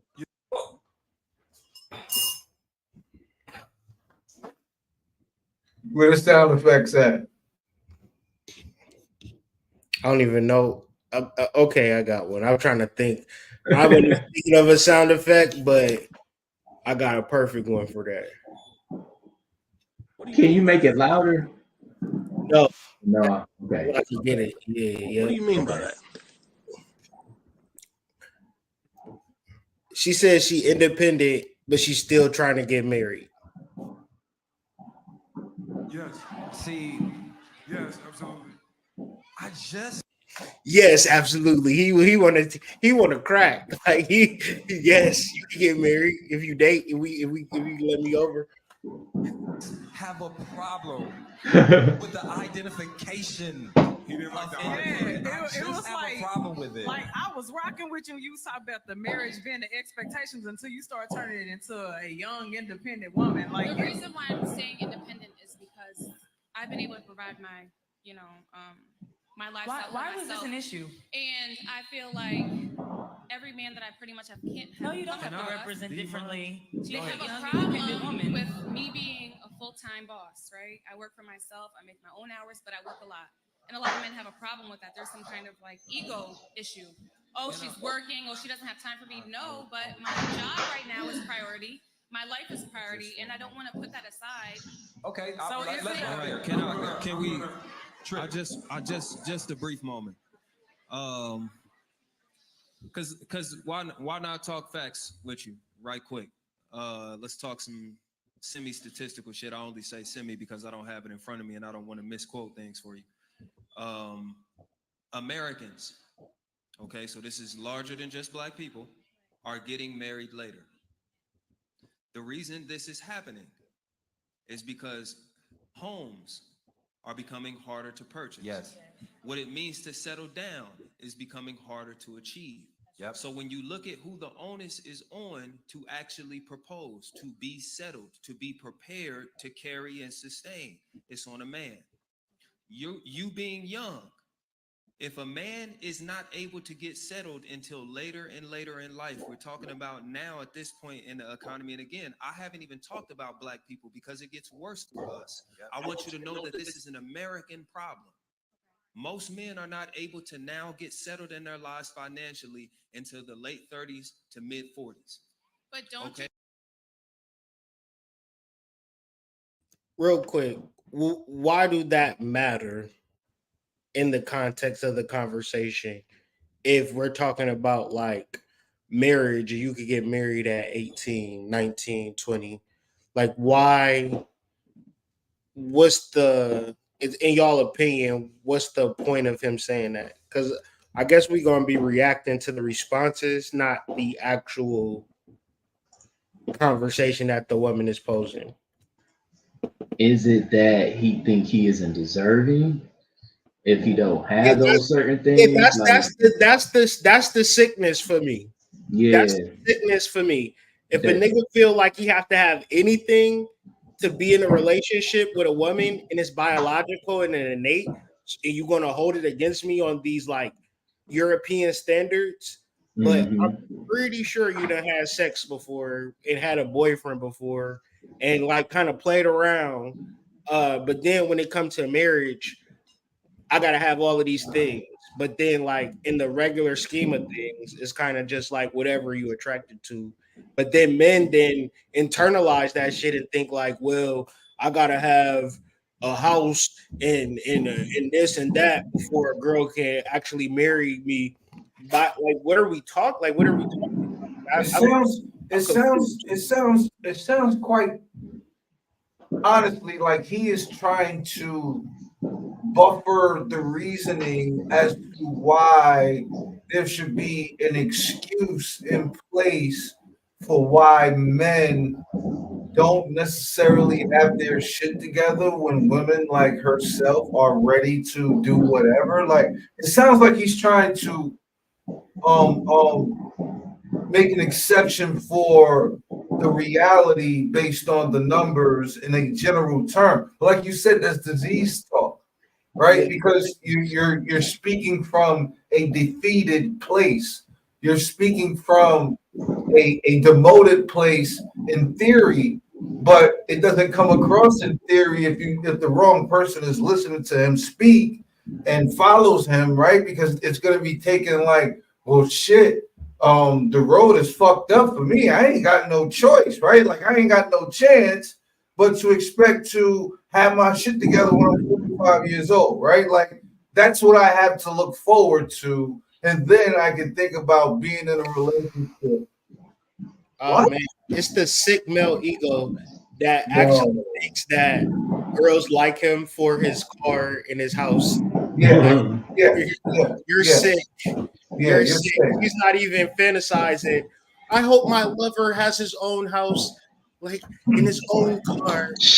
Like finally, Shit. we're gonna go off into heavenly bliss. I'm gonna be in his house, and Mhm. it's gonna be so lovely. Oh my god, he has his own home. You like dog. There's literally nothing you can have that a bitch would even feel like she'll be like impressed by because she'll leave your ass like for whatever thing she's like, oh, the sex is so good. All of that shit. Girls done said everything to me. The shit didn't work out. So what the fuck was the meaning? It's yours, daddy. Okay. Like whose is it now, sis? What is he talking about? And real talk, like he since he wanted to invite the whole European aspect into this thing, he might as well just he would have been better off just saying, hey, Jeff Bezos and Elon Musk and Bill Gates all lost their women, and those are the top three richest people in the fucking whole world. So yeah, it doesn't sound like any of y'all standards will ever be met on any level if we want to incorporate the whole European side. The male ego is a sick, sick thing, man. It's a sick thing. Like dudes, like dudes would be on the internet, they'll DM a girl and be like, I want to lick your pussy up and down. And it'll be Wow. like, what do they think that the girl is gonna say? Oh shit, I've been waiting for that my whole life. Where you at, nigga? I'm Mhm. about to like niggas do not know what a woman wants. Like you know how it's like 15% of men get cheeks, the 85% of niggas just like watching porn, like in the animal kingdom and shit. Well, I would feel like those That's a fact. 85%, That's a fact. That's a they fact. don't even know what a woman is even looking for on an energetic, emotional level. That then they just replace, well, I'm gonna get my money up, get a nice car, and these hoes Right. gonna be all on me, bruh. They're gonna be all up on me. And it's like, dog, we was getting pussy ever since, bro. Like since I can remember, You know about what 5 years old, we've been what attracting women, like not like other 5-year-old girls, but girls always been in the Vicinity. game plan. You know what I mean? Like it's never been a thing where it's like, man, I can't figure these girls out. These is like, but it's just like an energetic connection between man and woman. Why would I then double back and say, man, I need a lot of money to get the actual woman that I want? And then the double point of that, what do she need to have to get a nigga with a lot of money? Hmm. Hmm. Hmm. Like you doing all of this work, but what do you then ask her to have? Yeah, what are yeah, your requirements of her? I mean, but if it's not to impress women, it's to impress other men. Exactly. Oh, it's mainly to impress other men. You know, Because Exactly. the women don't sleep with you for that shit. You know, they're more hard pressed to sleep with you for your swag than for your drip, right? It's two Mhm. guys, one with immaculate drip, and the other guy got on some Dockers, but he got a car and a house. Mm-hmm. You think she gonna turn down a nigga with 360 waves? Come on, man. You got a No, 360 no, waves and a luscious dark no. beard with some Come on. Jabot, with some Italian fashion on, With a, with, Hood, with a hood, Balenci- with a big ass Balenciaga bubble on. whatever that is. Yeah, she hood, not turning that. Hey, She With going a she's with not it. turning that Hublot. down, bro, because he dressed fly. hood, You know hood. what I'm saying? Let He me, might let be me, on he might be on sofas right now, but he dressed fly. You look good. You look hood. good. Let me burn the rose. Let me burn That the boy look roses. And good. put on the dress shoes, the blue and white with the pull up. Man, I'm gonna get the. I love your hat, man. All you Yo, gotta do Yeah. is try a little bit. Just take You'll off get the wave those. cap before I go to work. nah. Because I mean, one thing that I noticed growing up, you know, it was the people that was living like they was married that didn't have shit, and then you had all these successful people that couldn't get a good relationship or could not be happy, or they was Mm-hmm. just known to be Mm-hmm. promiscuous. But it'll be Mm-hmm. some regular people, not for the pageantry, but they together. You know what I Mhm. mean? You know what I'm talking about. It's Yeah. kids that we went to high school with that's married today with kids. You know Hmm. what I mean? And doing good. And Just then locked in. them popular people look like they done fucked 80 people. You know what I mean? Or more. And did any and everything to be seen. You know what I mean? Mhm. And it ain't working out for them right now. You Nah. know, they I'll some give you a joke. dusty. I don't think I've ever witnessed an overbearingly materialistic couple that succeeded. Hmm. Like both of them were on their shit. Like you might have, a girl that like to spend money or a dude that like to spend money and dress, but like overly materialistic couples, like not successful ones. I can't speak to it. I'm 45. I can't speak to it. No, like a relationship when people find each other and it's a good relationship, it's a good relationship. But see, this is the rub though. We're all melanated. Mhm. So 25% of our population are even married. It was a conversation on Twitter. Why do white boys favor getting married versus black dudes get married? When I used to work at a hotel, a 4-star hotel, it was a lot of weddings at the hotel. I mean, a lot of weddings. So let's just say every weekend it was at least one weddings, sometimes 4 or 5 weddings. Mm. 90% of those weddings were white couples or Mhm. foreign couples. Mhm. 10% were black, but black people don't know shit about marriage. We not raising our daughters to be marriageable. We not raising our sons to be marriageable. We raising each other to be baby mamas and baby daddies. So therefore, to it's a disingenuous conversation to be 30, 40, 50. Like, I want to get married now. Yeah. When the facts is you really needed to be trained to be married since you was 5. Yeah. Like you actually have to be groomed to be married. So then you get Western culture, media, music, movies, reality TV shows. This is what love is, y'all. This is what you need. Social media. This is what love is. This is what you need. So therefore, what love and relationships are is an actual training. It's a rigorous training that a man should be prepared for and a woman should be prepared for. But in our culture, that's the last thing that we actually do. Man, shout out to my friends getting married tomorrow. They both black. Yeah, shout out to them. Yeah, I think that's just right and exact. It's not something that we were instilled with. And quite frankly, the majority of us, I think, suffer from being raised to be individuals. Sure. All the while being shorthanded, you know, psychologically and mentally and physically in some cases. Like Resourcefully. I don't think it was ever a matter of us getting to a point on our own to figuring this thing out. I just think it was a system that all of us were supposed to fall under, and they never banked on, like our parents never banked on us being super successful and all of that. They didn't care about that. If we're being honest, right? So once we get to that point, and once people get to that point, or some people never, a lot of people never get to that point. Once they get to the realization that it was never in the cards for them to succeed anyway. I mean, there's many different ways you can go about how you feel about that, but it's what you do about it that matters. And I don't think um I don't think a lot of our people really care to do anything about it because they don't know that they can. Yeah.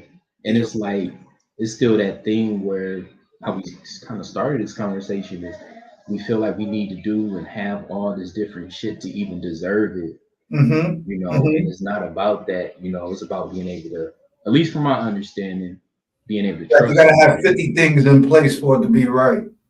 All you gotta have is a real capacity for trust and respect. Mhm. You know, I think that's what a lot of relationships with longevity is based on.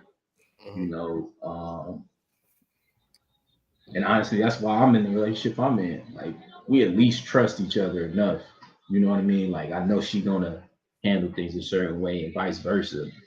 You know, and we can actually just count on each other for little shit. You know? I think trust is an essential quality that, I think like when we deal with the male nature, we understand the male nature, but we don't understand the feminine nature that of the evolved modern woman that watched just as much porn as you, that had access to basically any man that she wanted, but Yeah. say, I trust you to love me forever and give you resources and things of that nature because I got it. I don't think like that's wise for any man to do because the nature is the nature. The animal is the animal. The beast is the beast.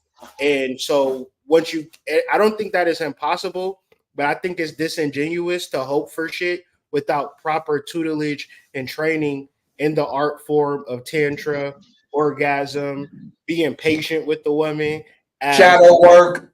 her energy like merges and matches to yours. Like this is a process that needs to happen. But say you just meeting a girl and you imagining that you the first nigga that she's ever seen, and she's like, "Man, I ain't had sex in 3 years." Listen, guys, they always that's what they say, but That's the rub. That's the not rub right there. the case, right? But if you don't understand the nature of it, you're gonna be believing everything that she says. And then when it comes down to like why didn't you seal the deal, is more or less of like y'all didn't trust each other. And let's then reflect on somebody that's had 30 or so, 80 or so, 100 or so different male partners. 200, 300, however many numbers, then how does she trust a man? Right? How is she going to be able to say, all right, you the one that's going to stick with me, and these last 100 niggas said to hell with me? Like, how does she even trust you? So in my mind, I would just be like, you know what? I'm gonna just play these niggas. You know what I'm saying? I'm gonna just enjoy it while it lasts, because this is just the routine.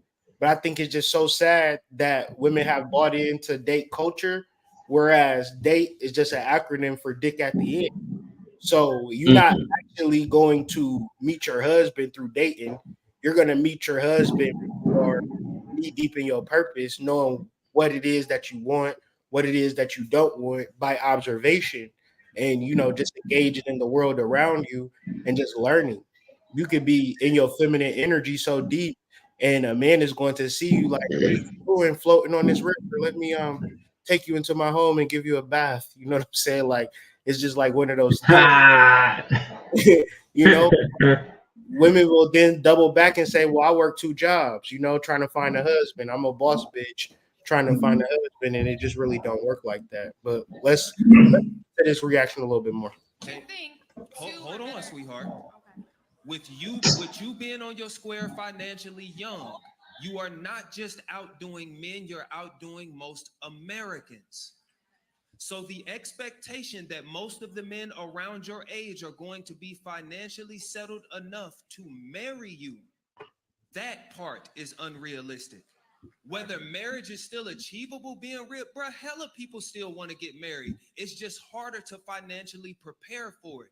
Don't hinge your hope on some like unrealistic idea that it's not good men out there. It's just you ahead of your time. And that comes with some shit. Sometimes it comes with being alone for a while. Trill, what's up?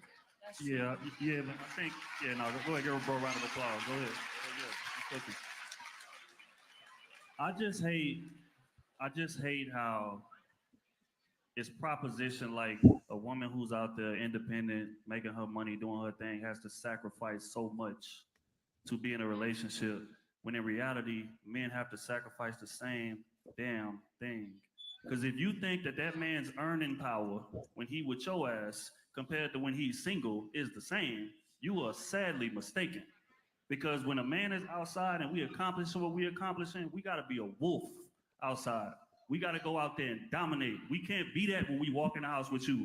Adaptations have to be made, right? So if adaptations have to be made on our side, adaptations should have to be made on your side to make the relationship work. And I don't feel like there's nothing wrong with that. But a lot of times women are proposition that like, hey, I got to give up so much to be in this relationship. We got to give up a lot too. But again, it's based on the union that we're trying to build. And if the union that we're trying to build is not that important to you, stay away from relationships, period. Mike. Girl at the end was like, hold up. This the one right here. This the one right here. Let her cook. Okay. There's nothing wrong with the word independent. I know that that's a trigger word, right?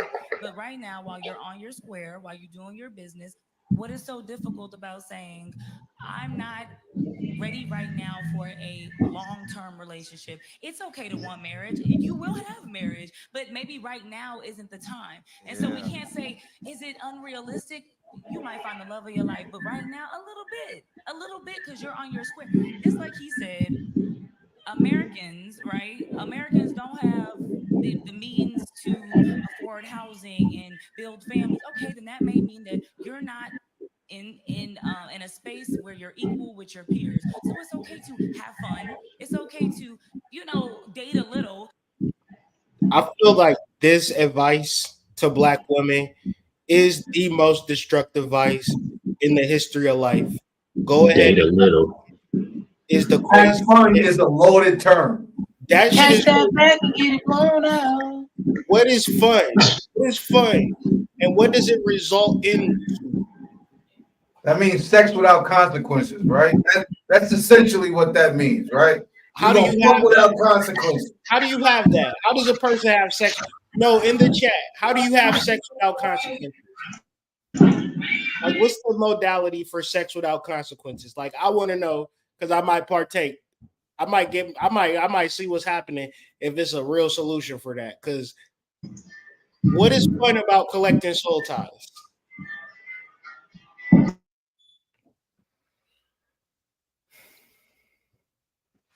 That, like, it's your 20s, have fun. That shit has to stop, bro. That's like the craziest sentence ever uttered to a girl. And then she have the permission to just have fun, to just be a flower and just be plucked. Like, what the hell? Not the plucking. The plucking is crazy. Yeah, nah, and it's like, yeah, take yourself for granted. Yeah, just give your womb away. It literally holds no value. Have fun. Yeah, like, no. Like, what are you talking about, bro? Like, yo, that shit immediately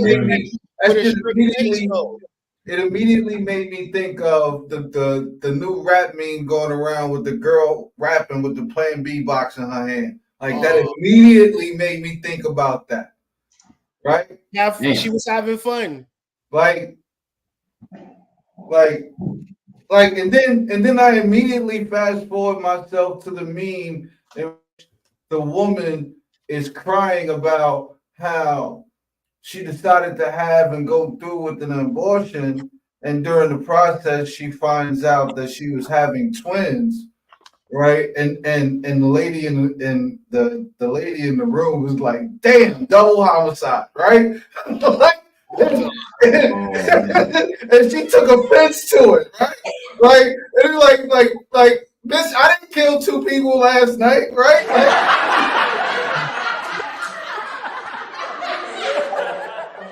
What are we really doing here, right? Like, when you talk about have fun, you got niggas opened up an abortion clinic so hoes can have fun. Is that's nasty work, bro. That is so nasty work. Like, bro. the fun could have just said, "Nah, let's not do it because the consequences is too extreme." Yeah, like, let's not have fun. Like, let's just chill. So the desire for the sensation that you get from that thing is more important than the entirety of your existence. Okay. All right. Good talk. Have fun. we clock that. We don't have to worry about marriage right now. That is why Americans are marrying later, and that's okay. Yeah, I'm gonna take it back to what her question actually was. Okay. Shade alert. Shade alert. Shade alert. No offense. No, there's no offense to nobody. Can't say it afterwards. No offense. That was clearly a shot across the bow to everybody that said something before her. Yo, she wants to be. She's the dominant alpha in the room. She's the alpha female. So she's the alpha. No, she's the alpha, not alpha female. She is the alpha nigga, premier. But I was trying to get on to the point of what you were talking about. Okay, it's not an ego thing. It's really not. If you're in a dating process and marriage is something that you want, time is important, and the reason why it's so important. The dating process is dick at the end. Process dick at the end. Let's say it again for you, ladies. You don't date in marriage. You don't do it. It's not a thing. Important is because it validates a person's presence in your life. It validates their position in your life. So if you know you don't have the time, if you know that because of work or whatever your career is, you won't have the time to give to that person, then it sends a message to them that they're not important, or that the relationship or the dating experience is not important. So if you know you don't have the time, take a break from it. But it is very important, if regardless of how much work you do, because I own 3 businesses and I don't care about those. I don't. Alpha. I own 3 businesses. Let them know. My man is going to and get she my married. time. He's going to get my time. Now, those things are still important, but we also have to understand that if we lose those things, what do we still have? If we lose those things, we still have somebody that's there for us, somebody that's there to support us. So we do want to validate their presence in our life. See, I also think, just real quick, I think the issue a lot of times with that. She mad niggas didn't clap, but go ahead. Be thinking, okay, once I get to a point in in my successful career, I'll be ready. And I can just flip the switch and be. That's a bar right there. Yes, it is. You're not getting successful to get married. Them is like two separate things. Right. Sophisticated woman. Yeah, you can't use one to boost you in the other area. Like, Right. Nah, it don't work like that. It's not even a thing. That's not even a reality. Like if you that's not even a part of the recipe, bro. Like they don't even go on the same page. Nah, that's two different books in two different bookstores. Like if you got a business and you're a woman, don't equate that to relationships. And I would say even if you was a man, if you got money, don't equate that to the hoes liking you now because you got money. Because you a goofy for real. If like you a lame for real. If that's like, yeah, this nigga think I'ma like him because he got money. Is all his bitches going to be thinking. So like let's try to figure out some biological and spiritual solutions. Work like that. You have a domesticated mindset. You're ambitious too, but you have that mindset. A lot of people are just focused on my career, my job, my money. And then when I get to 36, 37, you know what? I done got the house I want, got the car I want, make the money I want. Now I'm ready for a man and I can be a domesticated woman. It don't work like that. You got to learn that as you grow up. It's a adaptation that's necessary. And if you don't believe me, ask a lot of these women who are super successful right now and waited, and ask them how their life is going and how they feel about, damn, if I could go back, would you do something differently? I guarantee you 9 out of 10 of them would say yes. If I could go back, I would do a lot different. So Mike had said something earlier. He had started going in a particular direction that I would kind of, at least for a brief moment, kind of continue to go in. Sure. Because one of the things that a lot of the women that come up here and say also is that they're bosses. And I'm going to be honest, looking at my own family, black women boss the fuck up right now. And I love it. But being a boss comes with some responsibility. Yeah.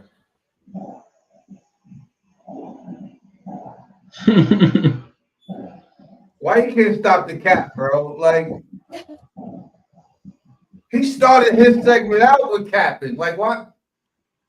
So you gonna run through the relationship being a boss with a guy? Like how is that gonna last? Like how is that gonna be a thing? Like why is that a reference? It's almost to say like I paint my nails, so I'm looking for a wife. You can still get a wife and paint your nails, but I'm pretty sure ain't no bitch like really like gung ho about the fact that you got pink acrylics on right now. She gonna be looking at you. Yeah, she not hyped off the glitter right now, my She guy. not, bro. She not gonna be like, ooh, rhinestones. I was nah. Like, but you can still like you can get a girl that's like into that and it might work. But if you're gonna be a general and have a general statement, your general statement can't be I'm a boss, I'm successful, and I'm looking for a husband.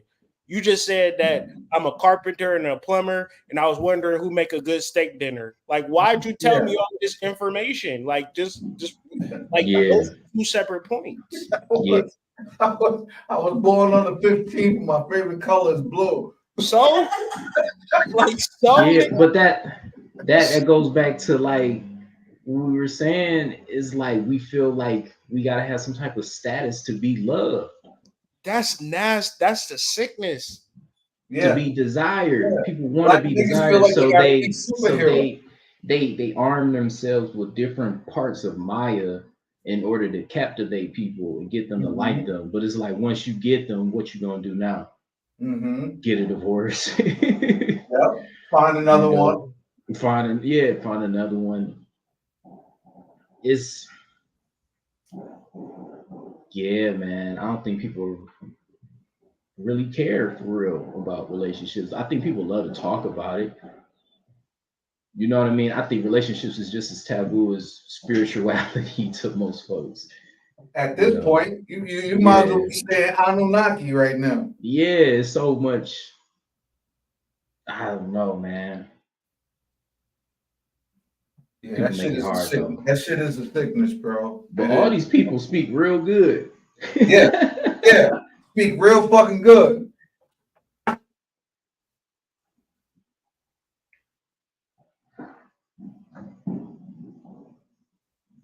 Play the rest of the video. I probably stepped away, but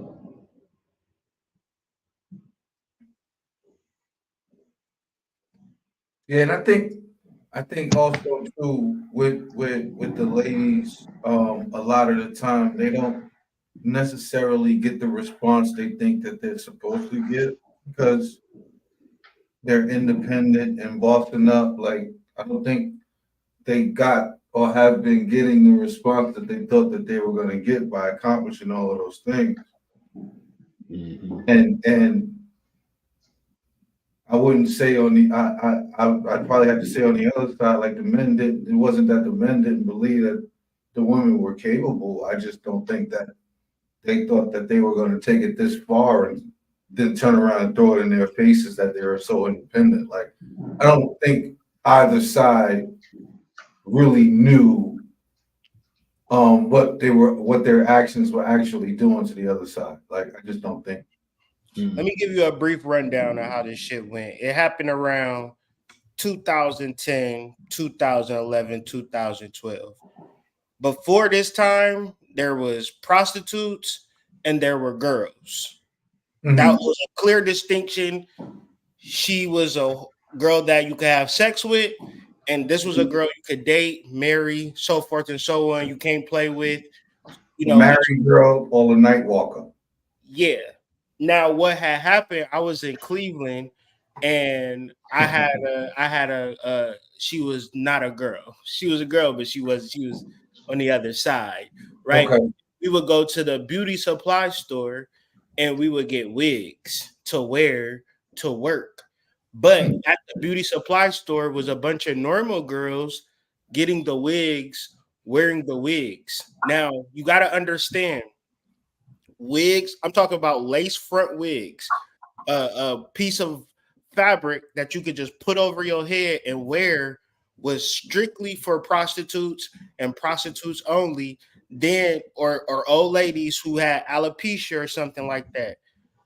Girls was getting weave, braids, stuff like that, but they was not getting lace front whole wigs over their head, right? Mm-hmm. But from 2010 up until now, that is the normalization. What women don't understand that is prostitute culture, right? To have a disguise, because if I'm a prostitute, I don't want people to know that I'm a prostitute. We posting pictures online. Let me wear a wig so I can disguise myself. Mm-hmm. It's never have been a fashion statement to throw on a wig. Mm-hmm. So when we are indoctrinating, like in all cities where there's black people, there's beauty supply stores that sell wigs. Period. And then it's bundles and all, like it's a billion-dollar business for black women to wear wigs. Okay. And we are in this time where like prostitute culture is just normalized. So the concepts of boss ass chick is really a prostitute that make a lot of money that give it to a pimp. I don't think that nothing is wrong with that.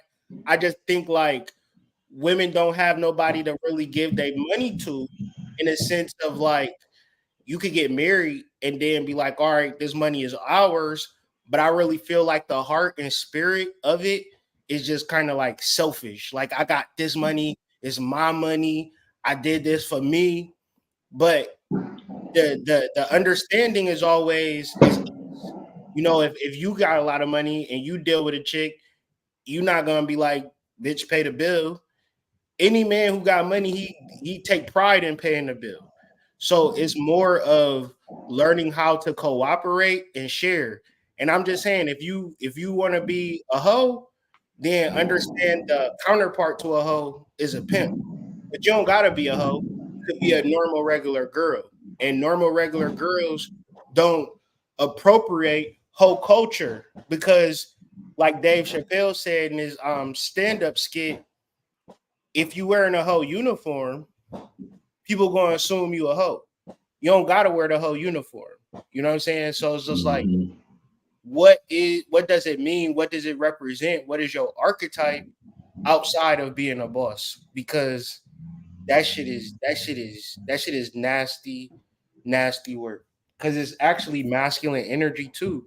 And it's like you trying to be all things to all people. And it's like, who are you helping doing this work? You know what I'm saying? It's like if you get into the nitty gritty of it, it ain't even really like that for real. You know, like people be acting like they be having so much money and a lot of this shit be like false.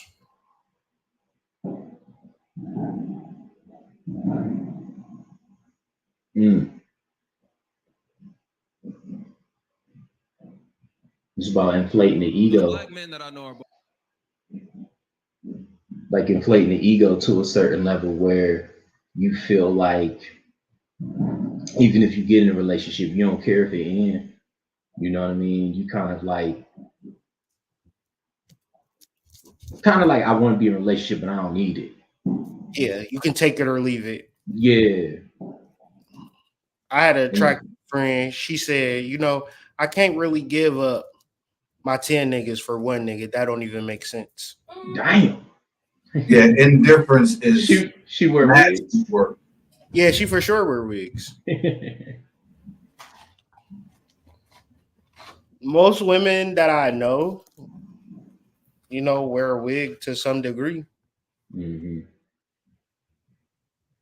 Like it's normalized in a very short time. It's a normal, regular hairstyle that imagine God made your life, made your hair for the sun to kiss it.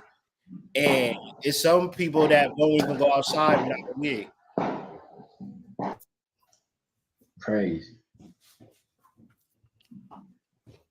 Nasty work, man.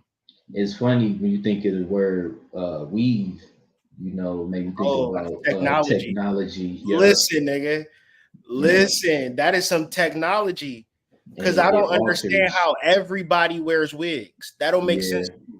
Mm-hmm. And it's like just once again like technology being a supplement to your life, you know. But like what you were saying, it comes with a certain energy. You know what I mean? When you put that on, you welcome certain energy, whether you know or not. Whether you conscious of it or not. You know, let's not get started on these niggas painting these Beijings on their face. Goodness gracious. Shit, getting BBLs. LeBron James ass, hairline ass niggas. Like, y'all need to stop, bro. Y'all need to stop, bro. The niggas BBL is a new outfit. That Ozempic BBL.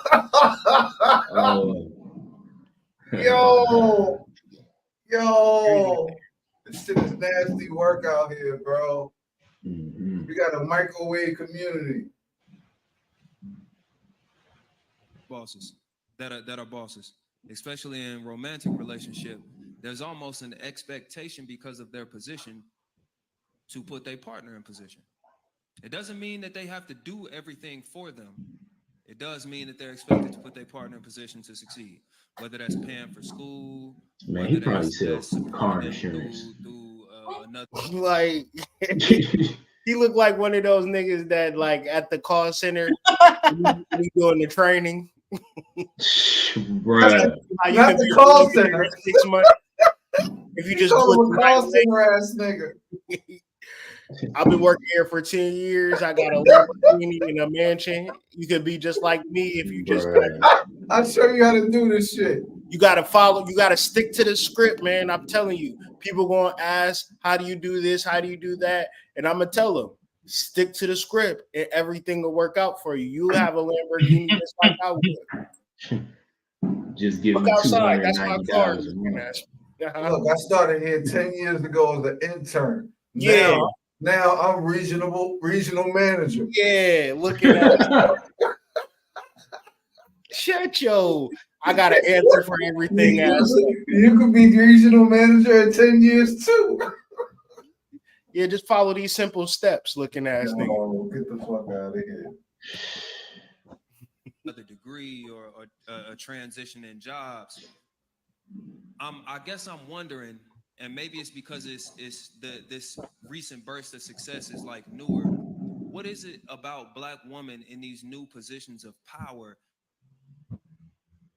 and it seeming so unattractive to put a Black man in position to win? Look at her face. Look at her face. Look at her face. She like, not now, nigga. Look. Did you see how? Can you go back to her reaction real quick, please? Holy shit! To win. Talk about it. Did you see the eye roll? The eyelashes. The eye roll, bro. Yeah, the eyelashes. You see them flicker. This is the conflict of interest. I'm making a lot of money. I want a man to take care of me. I'm not going to help him. That's a conflict because it's like if you're making a lot of money, you automatically might say, like, I just want me a broke ass nigga that I can take care of that got some good. You know what I'm saying? Like, that's exactly what it is. It's totally counterintuitive, right? Because you could also say something like, yeah, that nigga could get a job and work for me. Yeah, right? you could say I'm a business owner, right? Boxes, right? Like if his shit ain't doing enough right now, he can do some extra and work for me. That way, I know he's at least trying, right, to put himself in position to get on his feet the proper way, or whichever way is solidifying your standards to a point of making you happy. Like you could put him in position to do that. But it's just the idea of, is it just the idea of saying, oh, I did that for you? Because that's how you're going to look at it? Nah, the quiet part is that men can't be weak under no levels, and they can't be helped by nobody. A nigga got to figure it all out by himself. And outside of that, not even his wife can help him. Yeah, and I think that's why with that being said, the independent woman will always be an independent woman. Is they gonna be singular. They chose to be singular, but when they see all the stuff in the world, it's like, well, I want that too. You know what I mean? And somebody that's trying to play both sides of the field will always be unstable in a decision making. So I feel like if you choose that, embody it, and really, really come to terms with the decisions you made in life. Stop trying to be married because you see other people married or you hear it being talked about so much. Maybe you didn't come here to be married. Maybe you really came here to be sexy red. Yeah. Maybe you really did. You know what I mean? Yeah, the sacred whore is a thing. That is a thing. But I think people ain't got enough gall or audacity to really say what they want. Oh, that damn word again. There go that damn word again. Damn. Audacity. Some might argue that niggas got too much audacity. Like some might make the case like niggas been throwing that audacity shit around a little bit too fucking much. Like Serpent, that's the main thing they call niggas. Sassy, and they say they have audacity. Yeah, the audacity of these niggas. Like that's the way they, you know what I'm saying? And that's how, the uppity bourgeoisie network of niggas view us niggas. Like the nerve of these niggas, right? Like the nerve of this nigga that wants to get paid what he's worth, right? The nerve of that nigga. Oh my God, you're so sassy. Yeah. The nerve of this nigga not being agreeable, right? Like the nerve of this nigga that they gonna respect that I got 2 PhDs and I'm a boss bitch and I got 7 jobs, 7 companies, and I make my own hours and I'm busy a lot. So basically what you telling me is you want to be in a relationship, but when you feel like it. Mm-hmm. Right? Like that's what you telling me. Because if you the boss and you set your own hours, that means you don't have to work a lot, right? And let's create a zero-sum game for reality, right? No escape. If a guy have the audacity to approach you and say, "Hi, you look beautiful. Can I get your name and your number?" That man have done that 1,000 times to 1,000 different girls, and you was just one of them. And been rejected probably too. Most men do not have the audacity to even approach.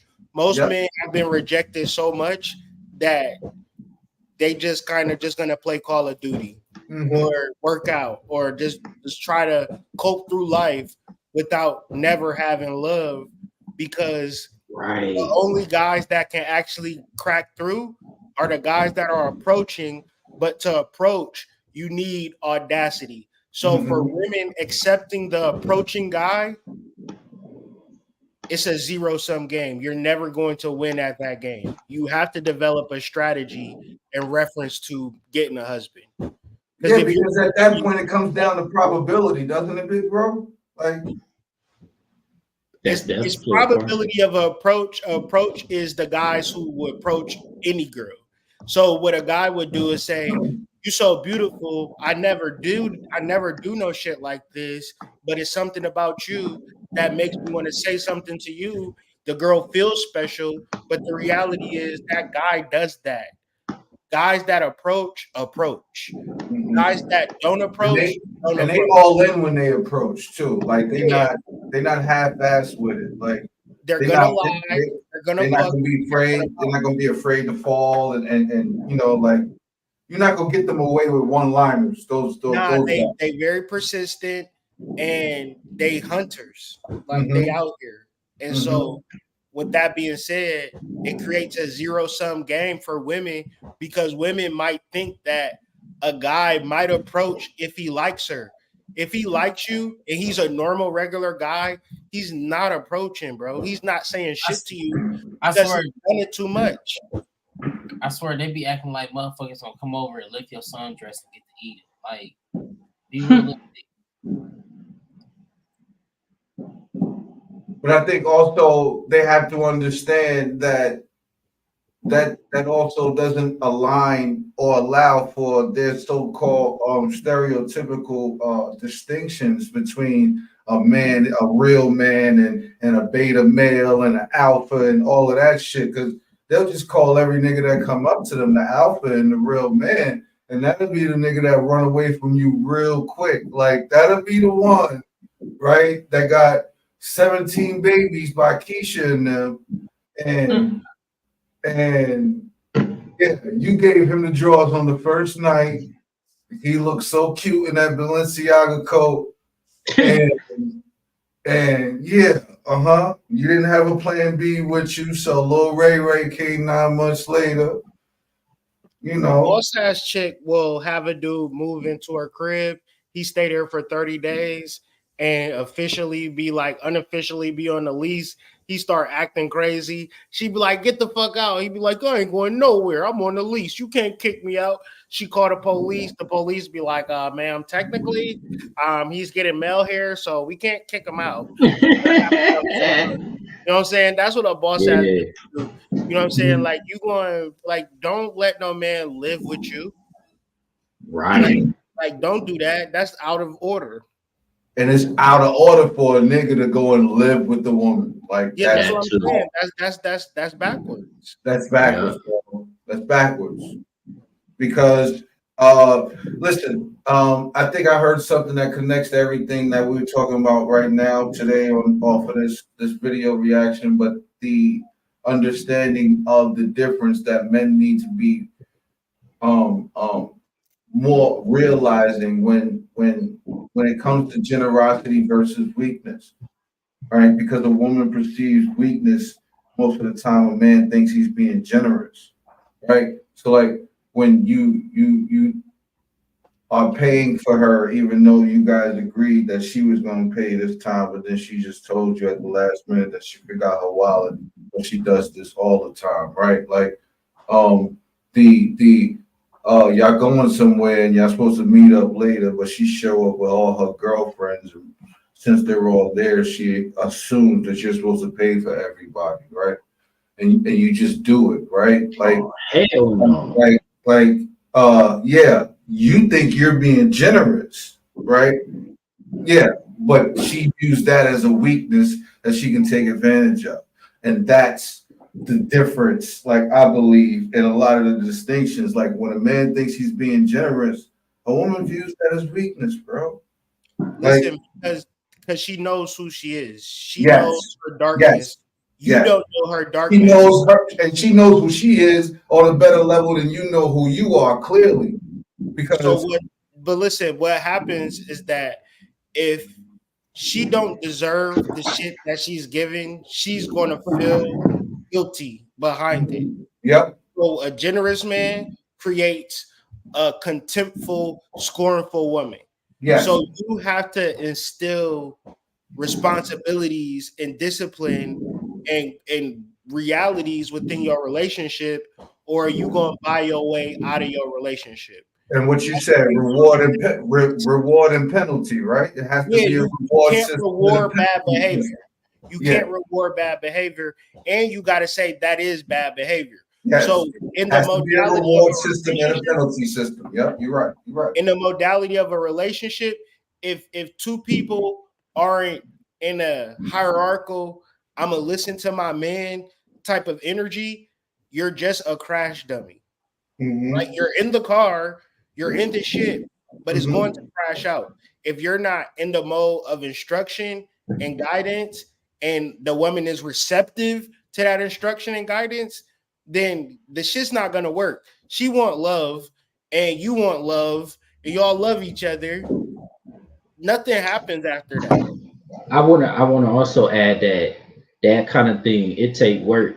You know what I mean? And don't get me wrong, like you will remotely know once you first really start having conversations with this person if they even got the capacity for this kind of thing, you know. But I think it do take some work and some patience to really understand like what level of discipline, you know, what level of attention to this kind of thing is needed for a relationship. Um, because some of it might just be like pushing a boulder up a mountain, you know, and then in another case it might be like, you know, skateboarding down the hill. Maybe sometimes you got to slow down with it. You get what I'm trying to say? Yeah. And I think a key indicator is looking at like her parents, her relationship with her parents, especially her relationship with her pops. You know what I mean? Because I would add to that. How mhm, does her mother feel about men? Mm-hmm. Does mhm, her mother mhm, innately Mm-hmm. respect and love men as a concept? Mm-hmm. mhm, And is she close? Is she close to that mother? mhm. Yeah, because I think that's the part that make people like put off relationship, you know, put off really pursuing wanting to be married is that type of work. Because You you have to do shadow work on yourself. You know what I mean? You start seeing aspects of yourself that you thought you was just this cool nigga. You know what I mean? mhm. Then you get into a relationship and you're like, damn, I really did see this in an obscure way. You know what I mean? I really was blind to the facts, you know what I mean, or something, and vice versa. You know, it really helped you mature as a person. I would say it's helped me mature as a person. But me just if I was single today, I'm 32, and I'm like, nah, man, I gotta be able to make 150,000 a year before I even remotely think about, you know what I mean, or Yeah, that's idiocracy. That's not even real. yeah, No, no, that's not even real. that's The yeah. average age for marriage is young, you know.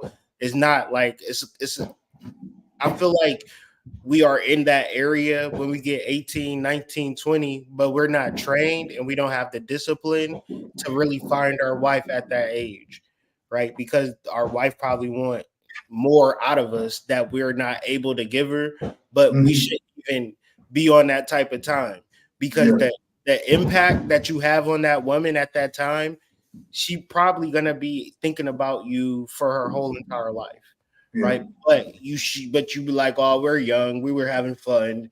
Like, no, that's kind of like more or less the energy that you want to really capture somebody in the range of 18 to 22, 23, right? You want to like start looking at the concept of marriage at that time and not casual sex.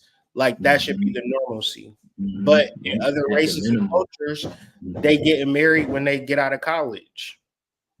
And it was the normalcy when monogamy was initially created, right? Like when the monarchies were marrying, it was the families that were marrying the children, and they once they got to 17, 18, that's generally when families were trying to combine with other families, but they were handpicked by the king and the queen. The kids had nothing to do with the marriages. But yeah, they were being married at 17, 18 years old. And you fast forward, not only are we not mentally and physically or even spiritually prepared for anything remotely close to marriage, like we actually don't like each other, right? Like when you look at the landscape of it, like outside of the people that maybe even the people that you know closely, like when you just look outside, I see a lot of people that just don't like each other or could care less, rather. And maybe like I said, that might be geographical at this point, but that's just the feeling I've been getting lately. You know what I mean? Like, these two genders don't even like each other, let alone so-called races. Like these genders don't like each other. And I would say that's a good thing. And women must be selective. They must be mean. They must be standoffish because they can get pregnant and carry a baby if they too fucking. Absolutely, that should be their armor. Absolutely, I agree. You know what I mean? They have to be standoffish and not deal with guys. But at the same time, we have to realize like it's a really epidemic of loneliness and singleness in our communities, and it's by design, and we are the architects of it because there's a gender war. Mm-hmm. And that gender war have existed since 2010. Mm-hmm. It was a time where you could casually approach a girl. She wasn't gonna say yes all the time, but that was the normalcy of the reality. But when you bring and introduce online dating at a mass level, people don't even have the social skills to even be in a realistic relationship. So when we talk about shadow work, we talking about it, right? We processing it.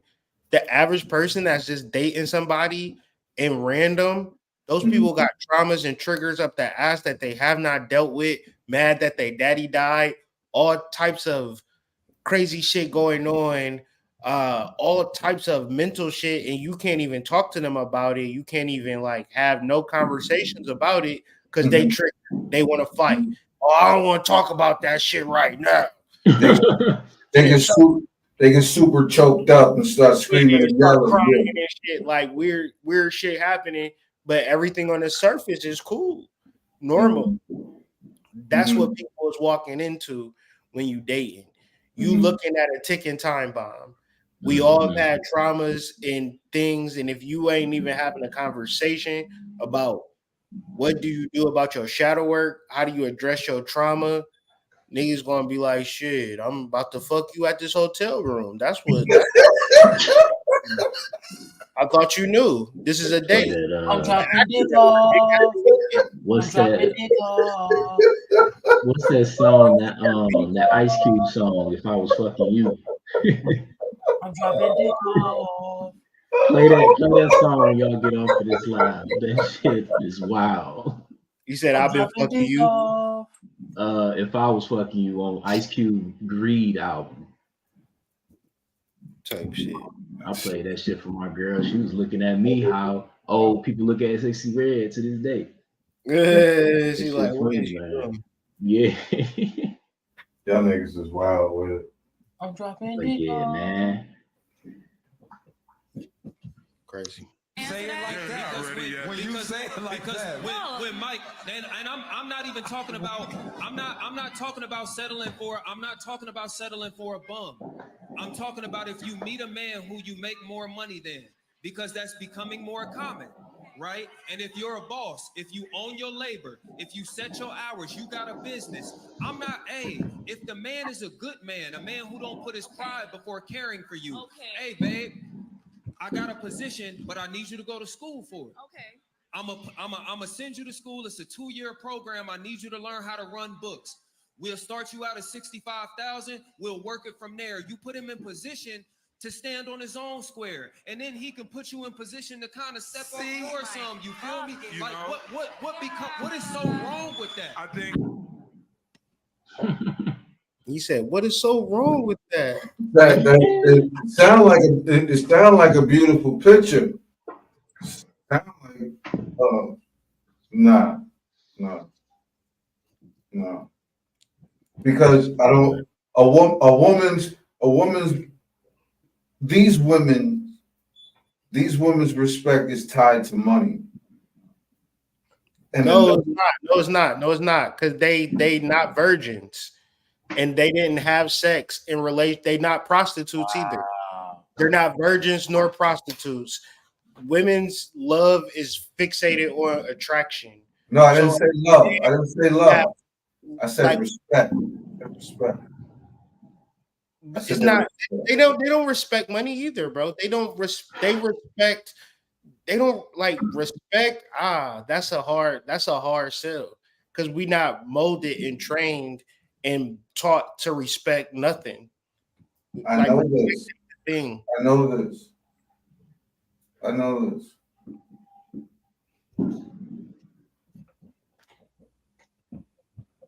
They gonna respect this pimping.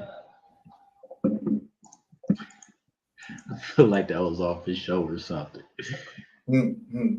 But yeah, man, it's a very interesting world we're living in, man. Be able to see the duality in your reality and the potentiality for love and interaction with folks in your reality versus everything that you see on technology or a screen or a song or the radio, because you could really be in your head off some shit that you heard somebody say that you probably never meet in person, and you can get so far off your path, just because of, some race war video or some weird idea about how somebody's supposed to treat you, you know. Those are all answers that I think you be better off getting from yourself. Facts. Because technology supplements everything, but it's not supposed to be a supplement for your soul. Your soul is your soul. Don't use technology in a way where you could be using your soul, your intuition, to figure out what's the next step for you to make in life. Or get a girl. Yeah, like you can easily meditate and attract the person that you need. Mm-hmm. Literally. Mm-hmm. That would be the way. That if I was going to give a solution, if like a person said, "I want to find a girl, what should I do?" Meditate. Go meditate. Get you a reading from one of us. Get you a reading to understand your energy better. Beautify yourself. Beautify yourself. Hey, take care of yourself. no dropping dick off. No. And that's really the shadow work too. Because say for instance, you with a woman and she like, all right, let's fuck. Most guys not strong enough to be like, all right, no, I don't know you like that, or I want to get to know you more, type of shit like that. So if you ever in that situation, part of doing shadow work is learning how to get to know a woman without being manipulated through sex. Like, because you can really tell if the situation is based in love or not, based on if sex is involved. Like, sex be the primary issue with y'all. You know what I'm saying? Like, what else is y'all doing besides having sex, basically? What more do you want in a partner other than their physical looks? Facts. Because even on that panel, they didn't talk about good qualities of a husband, good qualities of a wife. They was just talking about what they got and how they feel they deserve something or feel like they don't deserve it until they get it, you know, but they didn't even talk about, you know, man, I want to be trusted. I want to be loved. You know, I want somebody that can respect me. And her manipulation, and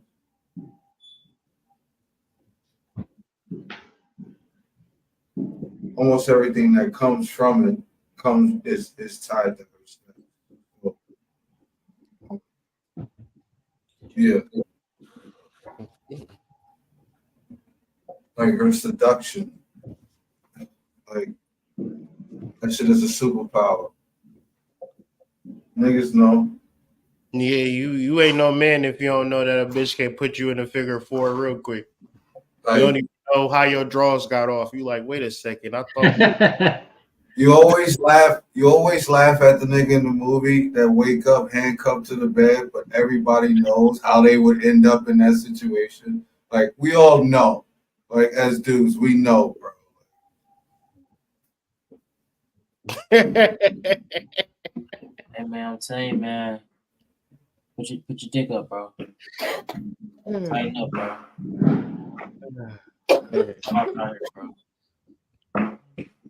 Serpent, you done got caught with handcuffed to some bedpost. What happened? You got caught handcuffed to some bedpost before? You woke up handcuffed to You the know bed? what? I laugh at it every time I see it in a movie, but the only reason I do is because I could see how I could end up in that type of situation. Like I've woken up in some weird places. That's why I'm just like, yeah, I can see that. Like, A chick put some handcuffs on me before. nah, I never had that. I never had it, but I could see how it could happen. Like while I was asleep, because I sleep heavy. Just imagine a chick putting handcuffs on you and she start playing. Like Nah, I'm good. Like she start getting real interested when she so you can't even move. Nah. Oh man, life is crazy. Don't get Yeah, handcuffed. I don't think I made it that far in my journey. I'm not the tie down type. It seemed like I don't even know. Like I think like as men, you gotta kind of explore. I think like naturally it's there in your mind to really kind of explore your woman dominating you. And like, you know, like Lilith and Adam concept where like Adam was like, no, you can't get on top. Like, and you know what I'm saying, like, you gotta kind of like explore like certain aspects of female domination in reference to the masculine. I think it's real healthy, but I don't know if I'm handcuffed to the bed. That's nasty work. You can sit on my face though. I'm cool with that. That's yeah. Like that's not a charge. I just think the cuffs are like the cuffs is wild.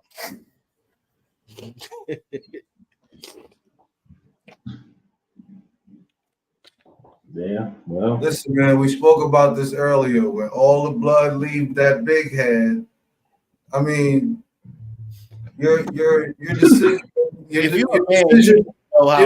making is minimal at best. Like, I mean, it's. I be having shit to do, and I don't even do it. There, like, I ain't even gonna lie. I'm like, damn, I got something to do.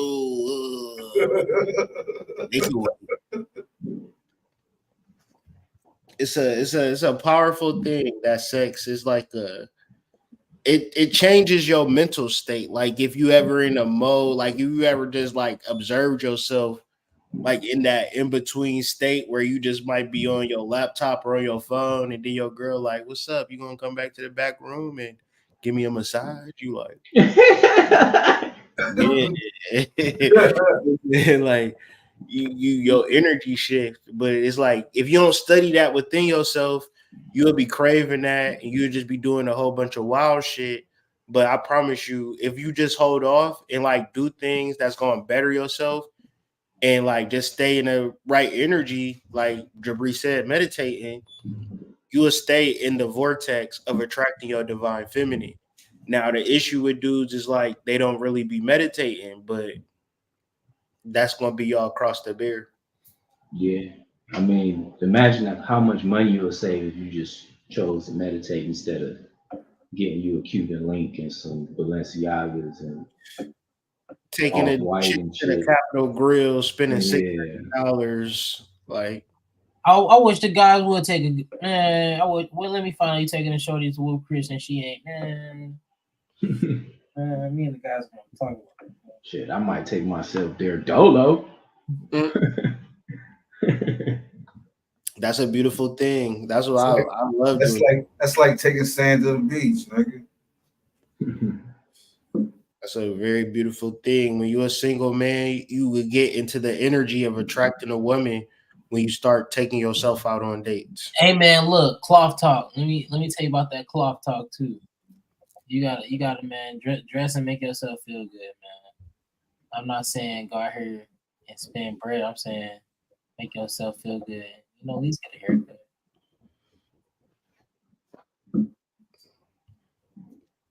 Yeah, the challenge I'd say is get yourself in the best shape you've ever been for the rest of the year. I'm telling you, do them Kegel exercises. Yeah, like you're gonna get hay. I'm on a mission, so like I gotta keep this this thing alive. So yeah, I'd say time management. Yeah, focus on time management.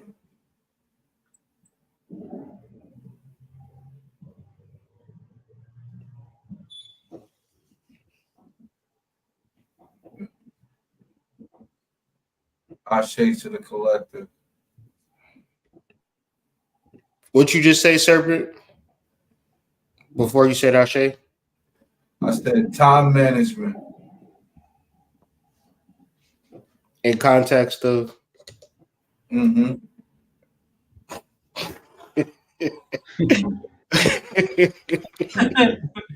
Yeah, thank you, Tribe. We really appreciate y'all. Y'all trying to get off the line? No, I didn't say anything about getting off the line. I'm just saying I say to the collective. I'm just talking shit right now. I wasn't trying to get off the line. I didn't know what the fuck I was doing. You on that code 44? No. I just lit that thing up. I had to put it out. That thing too much.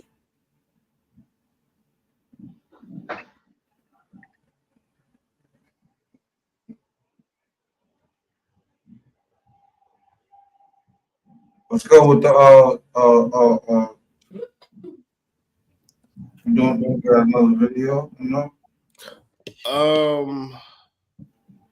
Yeah, I can't find it. I'll have to find it in the Discord because I had it queued up, but then disappeared. Here it goes. Or maybe I gotta figure out which one is one. Give me a second. Oh yeah, here we go.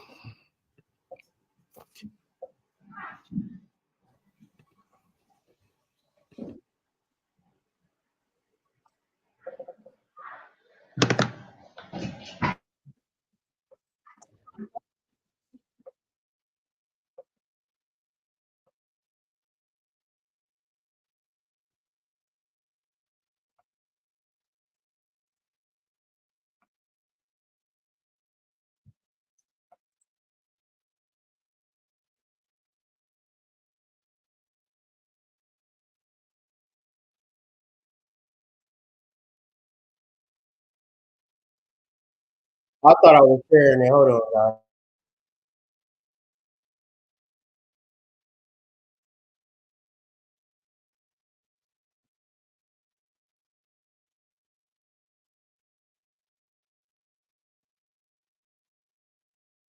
Can't hear, big dog.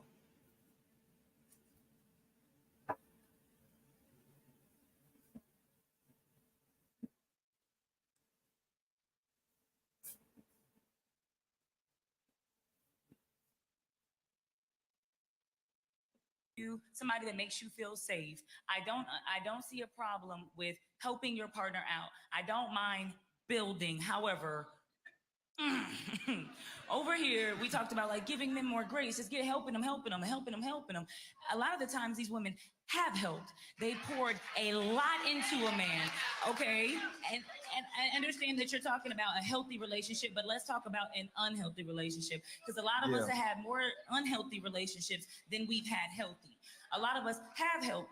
They made a joke earlier about him taking your car and getting to fuck you still, and how we're dumb for doing that. But maybe he said he was going to take our car to the job interview, the fifth one, right? Like, we have poured ourselves into relationships. We have tried to build up men, and afterwards we've gotten nothing in return, which then builds resentment to those men. And why I say that being independent isn't a bad thing is because some of us have been let down so many times. Some of us have allowed a man to lead, and he's led us to hell. So now there is no other way to be but independent. Now,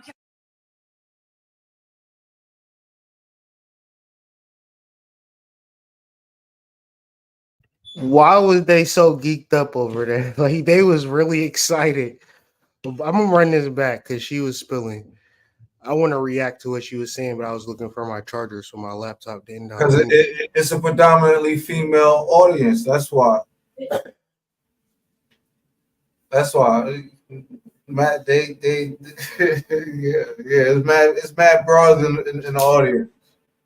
She said, I know you talking about a healthy relationship, but I a healthy relationship. Yo, that butt came in so fast, bro. She was like, why you want to talk about an unhealthy relationship? It's always this tit for tat energy too. Mad tit for tat.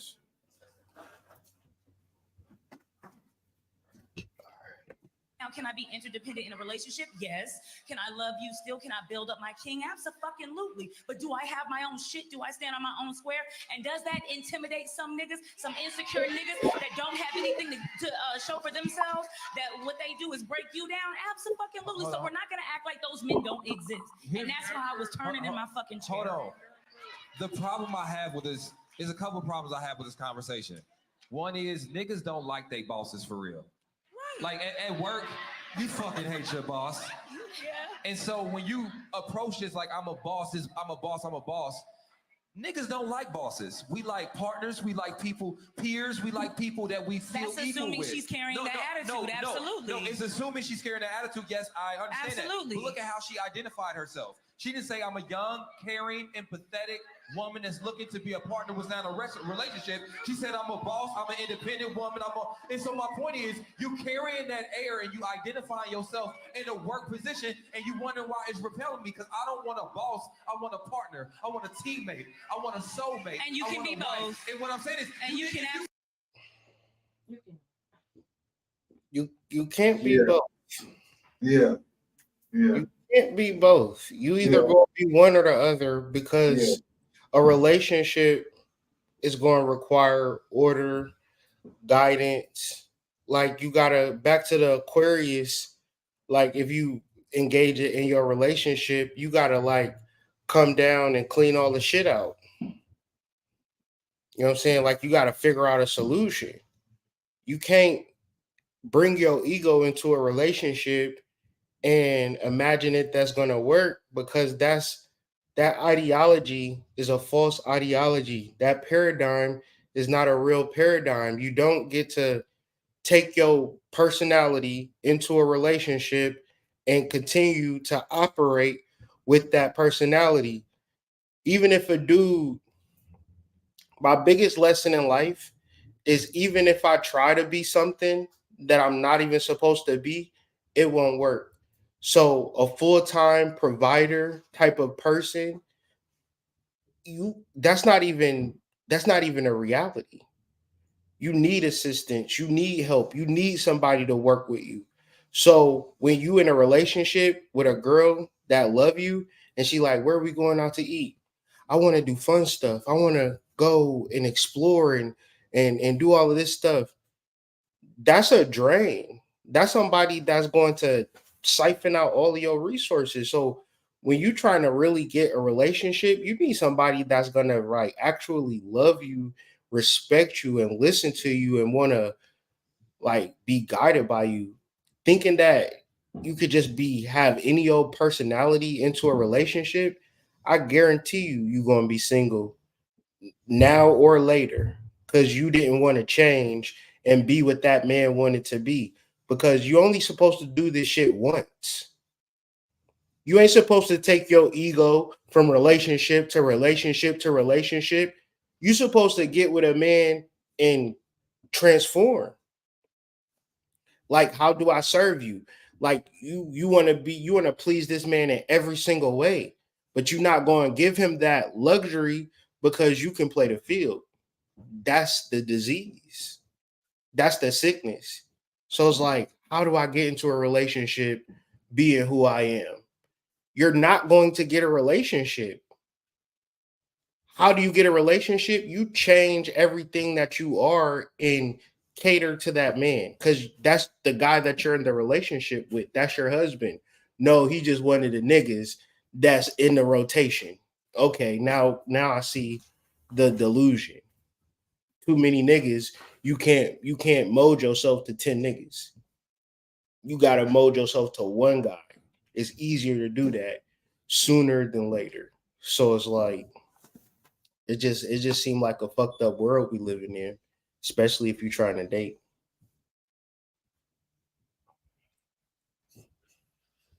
It's tough, man.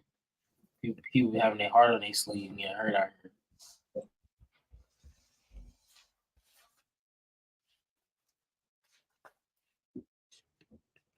If you can be both, then position both. Then say both. But if you describe yourself only using your accolades, then you're going to say I'm intimidated. No, I'm repelled because you're using some work shit. I don't like bosses. Yikes. I want a partner. Yikes. So if you're ready to be a partner, holla at me. If and you can be both. Do that over there. And you can be both. No, you can be. But how often we've done this so many times. How many times do they offer both perspectives? They always say successful, independent, boss. They never offer both perspectives, which makes me believe that maybe that is happening when they're dating. And I feel you on that, but now we've, as women, been and y'all hate that shit, right? And you hate that shit. So women can do it and we supposed to accept it? Okay, then. Damn. Now we as women have been put in a different position where we are bosses, right? And so just like men lead with their money and lead with their accomplishments sometimes, we have to then learn, maybe we can come off differently. I still don't see a problem with her saying I'm a young, independent Black woman. There is no issue with that. I do not see an issue with that. She didn't get up here and say these niggas is bitches and they scared of me because she said, hey, I'm a boss.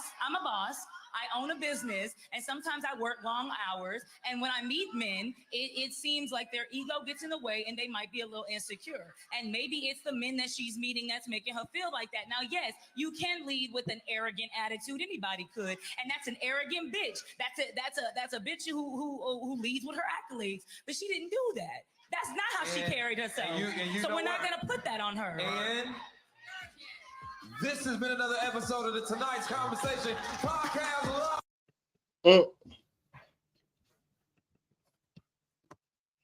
So what y'all take from it? What I'm starting to feel like, big bro, is like the women have an issue or have had an issue, maybe psychologically, subconsciously, maybe, about how men floss and flaunted to them, in front of them, with their money. Men always lead with their money. Men are loud and obnoxious with their money. Men show off in ridiculous ways with their money. Like, all of these things are true. Could that be the issue? I'm just curious, because it seems like when you said that, it made me think about every fucking car I ever seen a nigga have in my life. Mm.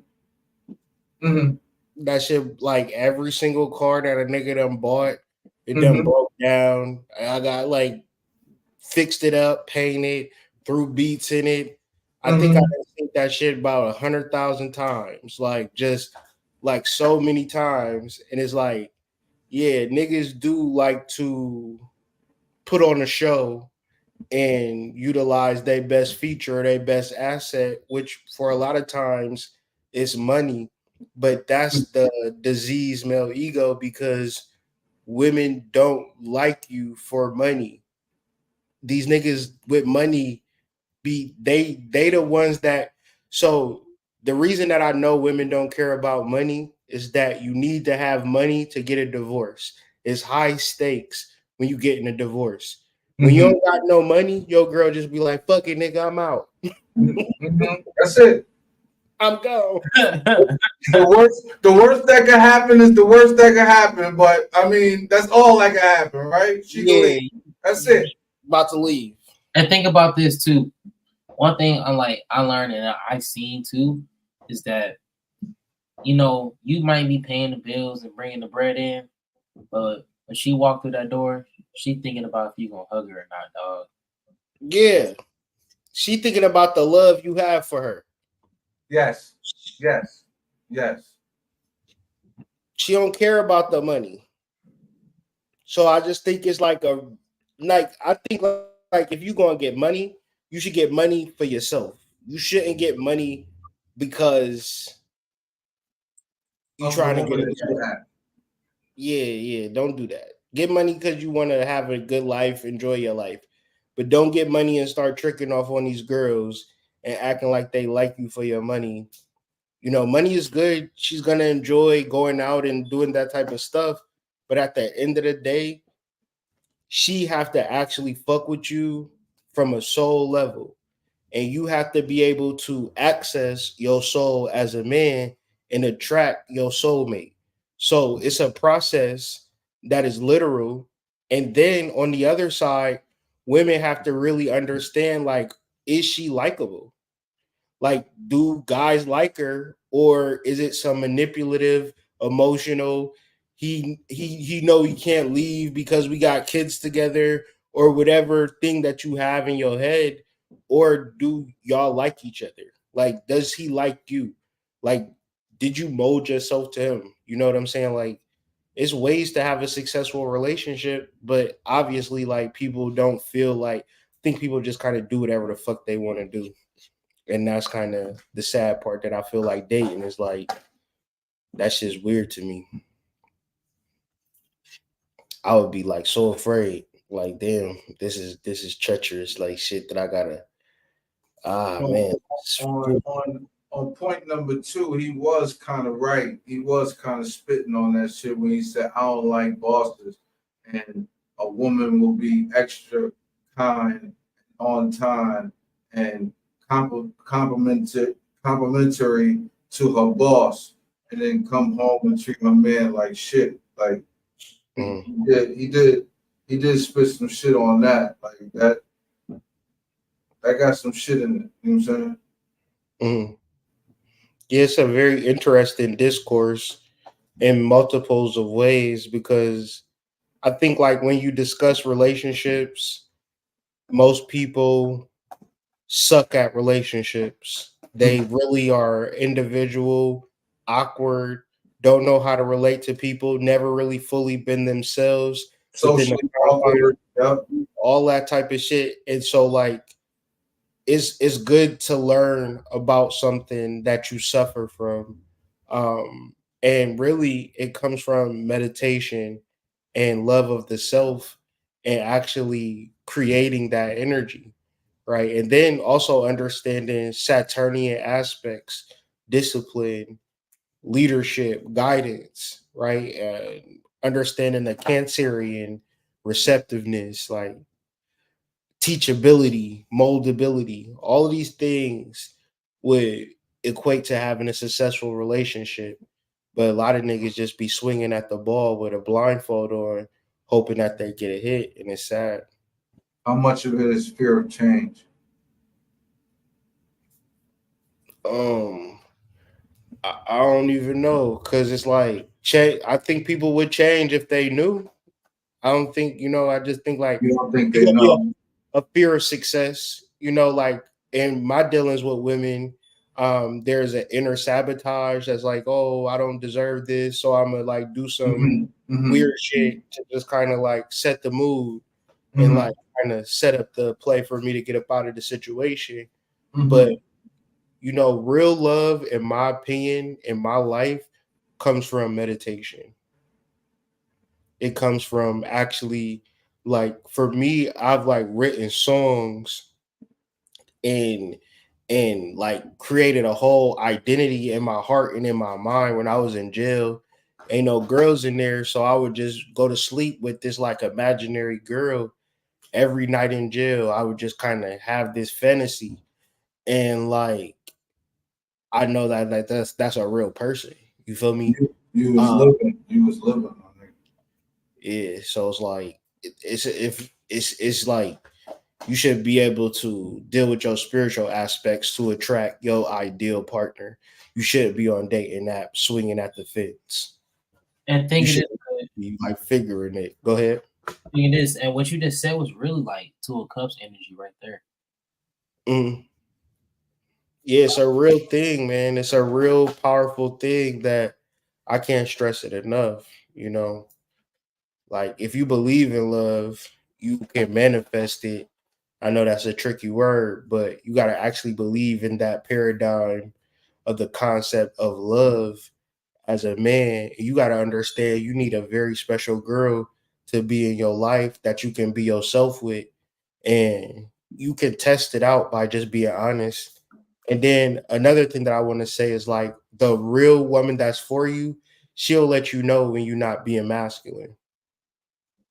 Like she'll say, I don't like when you don't make a decision. I don't like when you don't have your shit planned out. I don't like she'll let you know. Most when I'm dealing with women, they accept you for who you are, flaws and all, but that's not the energy you need as a man. You need a woman that's gonna make sure that you stay in your masculine frame. And if you were the type of guy that was raised around like no father figure, you don't know this, right? You just kind of hope that a girl like you. But the reality is like you can create a masculine frame. Like just imagine what a frame is. And then that girl is the picture within the frame. So if ever you are bent, broken, scraggly, she gonna fall out of frame. So what I've learned is that your disposition as a man is what keeps a woman attracted to you, not your money, not nothing. Like if she want to be with a man that's like on top of his shit, so you have the opportunity to be on top of your shit every day. And the right woman is going to motivate you to stay on top of your shit and stay within your masculine frame. So when she gives you that energy, you then say, damn, I don't want to lose this because this is valuable. And that's a marriage. Everything outside of like this paradigm that people is in, it just seemed like they just fucking and trying to figure it out after they fuck. That's what it just seemed like to me. Because nobody is virgins, but everybody's single. And it's like, nah, they fucking and trying to figure it out, bro. What you said? They fucking and trying to figure it out, bro. Yeah, it just seemed like that. It seemed like people are sexually attracted, they fuck, and then they try to figure out the mental and emotional aspects. And it's like, it's not ever going to work out that way.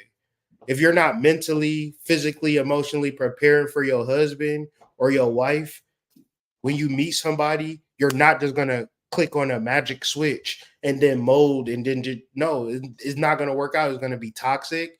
It's gonna be tumultuous.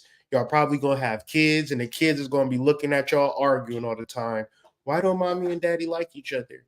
Because they wasn't ever supposed to be cohabitating and in a long-term relationship because they was never in sync.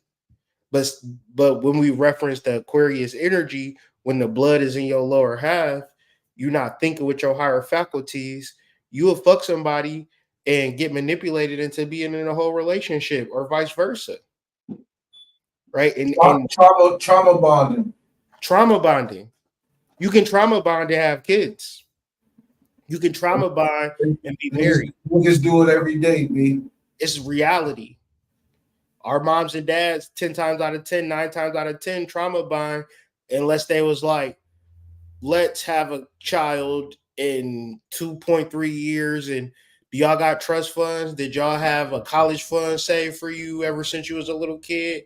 Motherfuckers fed you to the wolves. And there's some people that had that shit, but the majority of us got kicked to the curb, fed to the wolves, and by the grace of God, we standing here today. So all of this to say, there has to be a spiritual foundation to your love life, because that's the energy that have been moving you through life. But I think like people try to like force their ego into it, and it's like, oh man, you're not even going, it's not even going to work. Niggas be going to the tonight's conversation trying to figure it out. Like, no, saying it either. Yeah. Like, you just keep trying shit, and then you just gotta meditate. Like, niggas do meditate. Throwing paint at the wall, trying to paint the trying to paint a canvas. It's not doable that way. Like, nah, you gotta really, and you could definitely get in bonds and attachments, but you won't establish a connection until you really deal with your flame. Men, you gotta deal with your semen. Women gotta stop with the sex toys, because then you meet a guy, you want him to do the vibrating tongue swiveler 3000 tornado, and he can't. You can't do it. Now you just sitting back like, damn, this nigga worthless. Let me get my tornado 3000. Nah, for real, y'all protect y'all flame. Really do the practices, man, and you'll be surprised what you can really hone and get far, and accomplish. Real shit, man. Feel like this is a 3-hour banger, so feel like we really did the job today. Good talking to y'all for real. Got a lot of good information out. What's some of y'all takeaways from today's show? Really embody self-love and self-giving to others, and really just listen to your inner. And that's going to be your guide to dilute from all this information that we coming upon. The only thing that's real is your inner world. Yeah. Now I gotta clean up some shit. That's all I'm thinking about. What shit do I need to clean up? It's a lot of shit.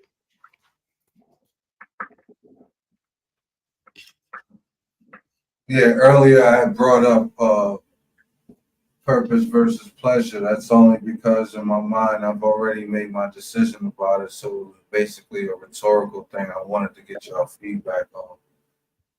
But yeah, I adopted a new mantra, and it is purpose over pleasure. And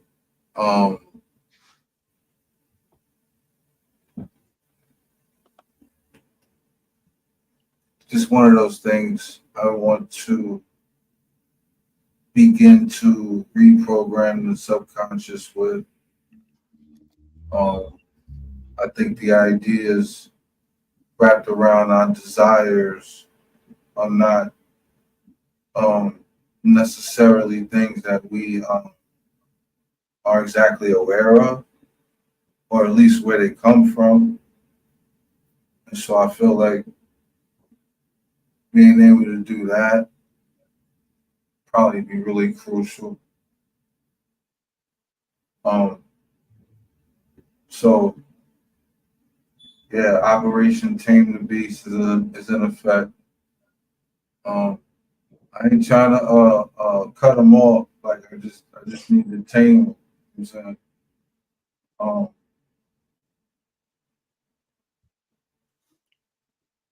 And yeah, going forward, got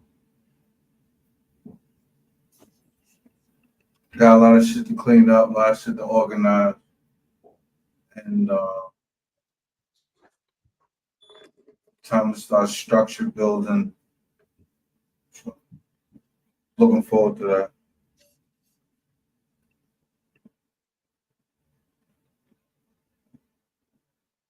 Yeah, tonight was a fire build, man. That was cool. I appreciate everybody just joining and tuning in with us. Fire.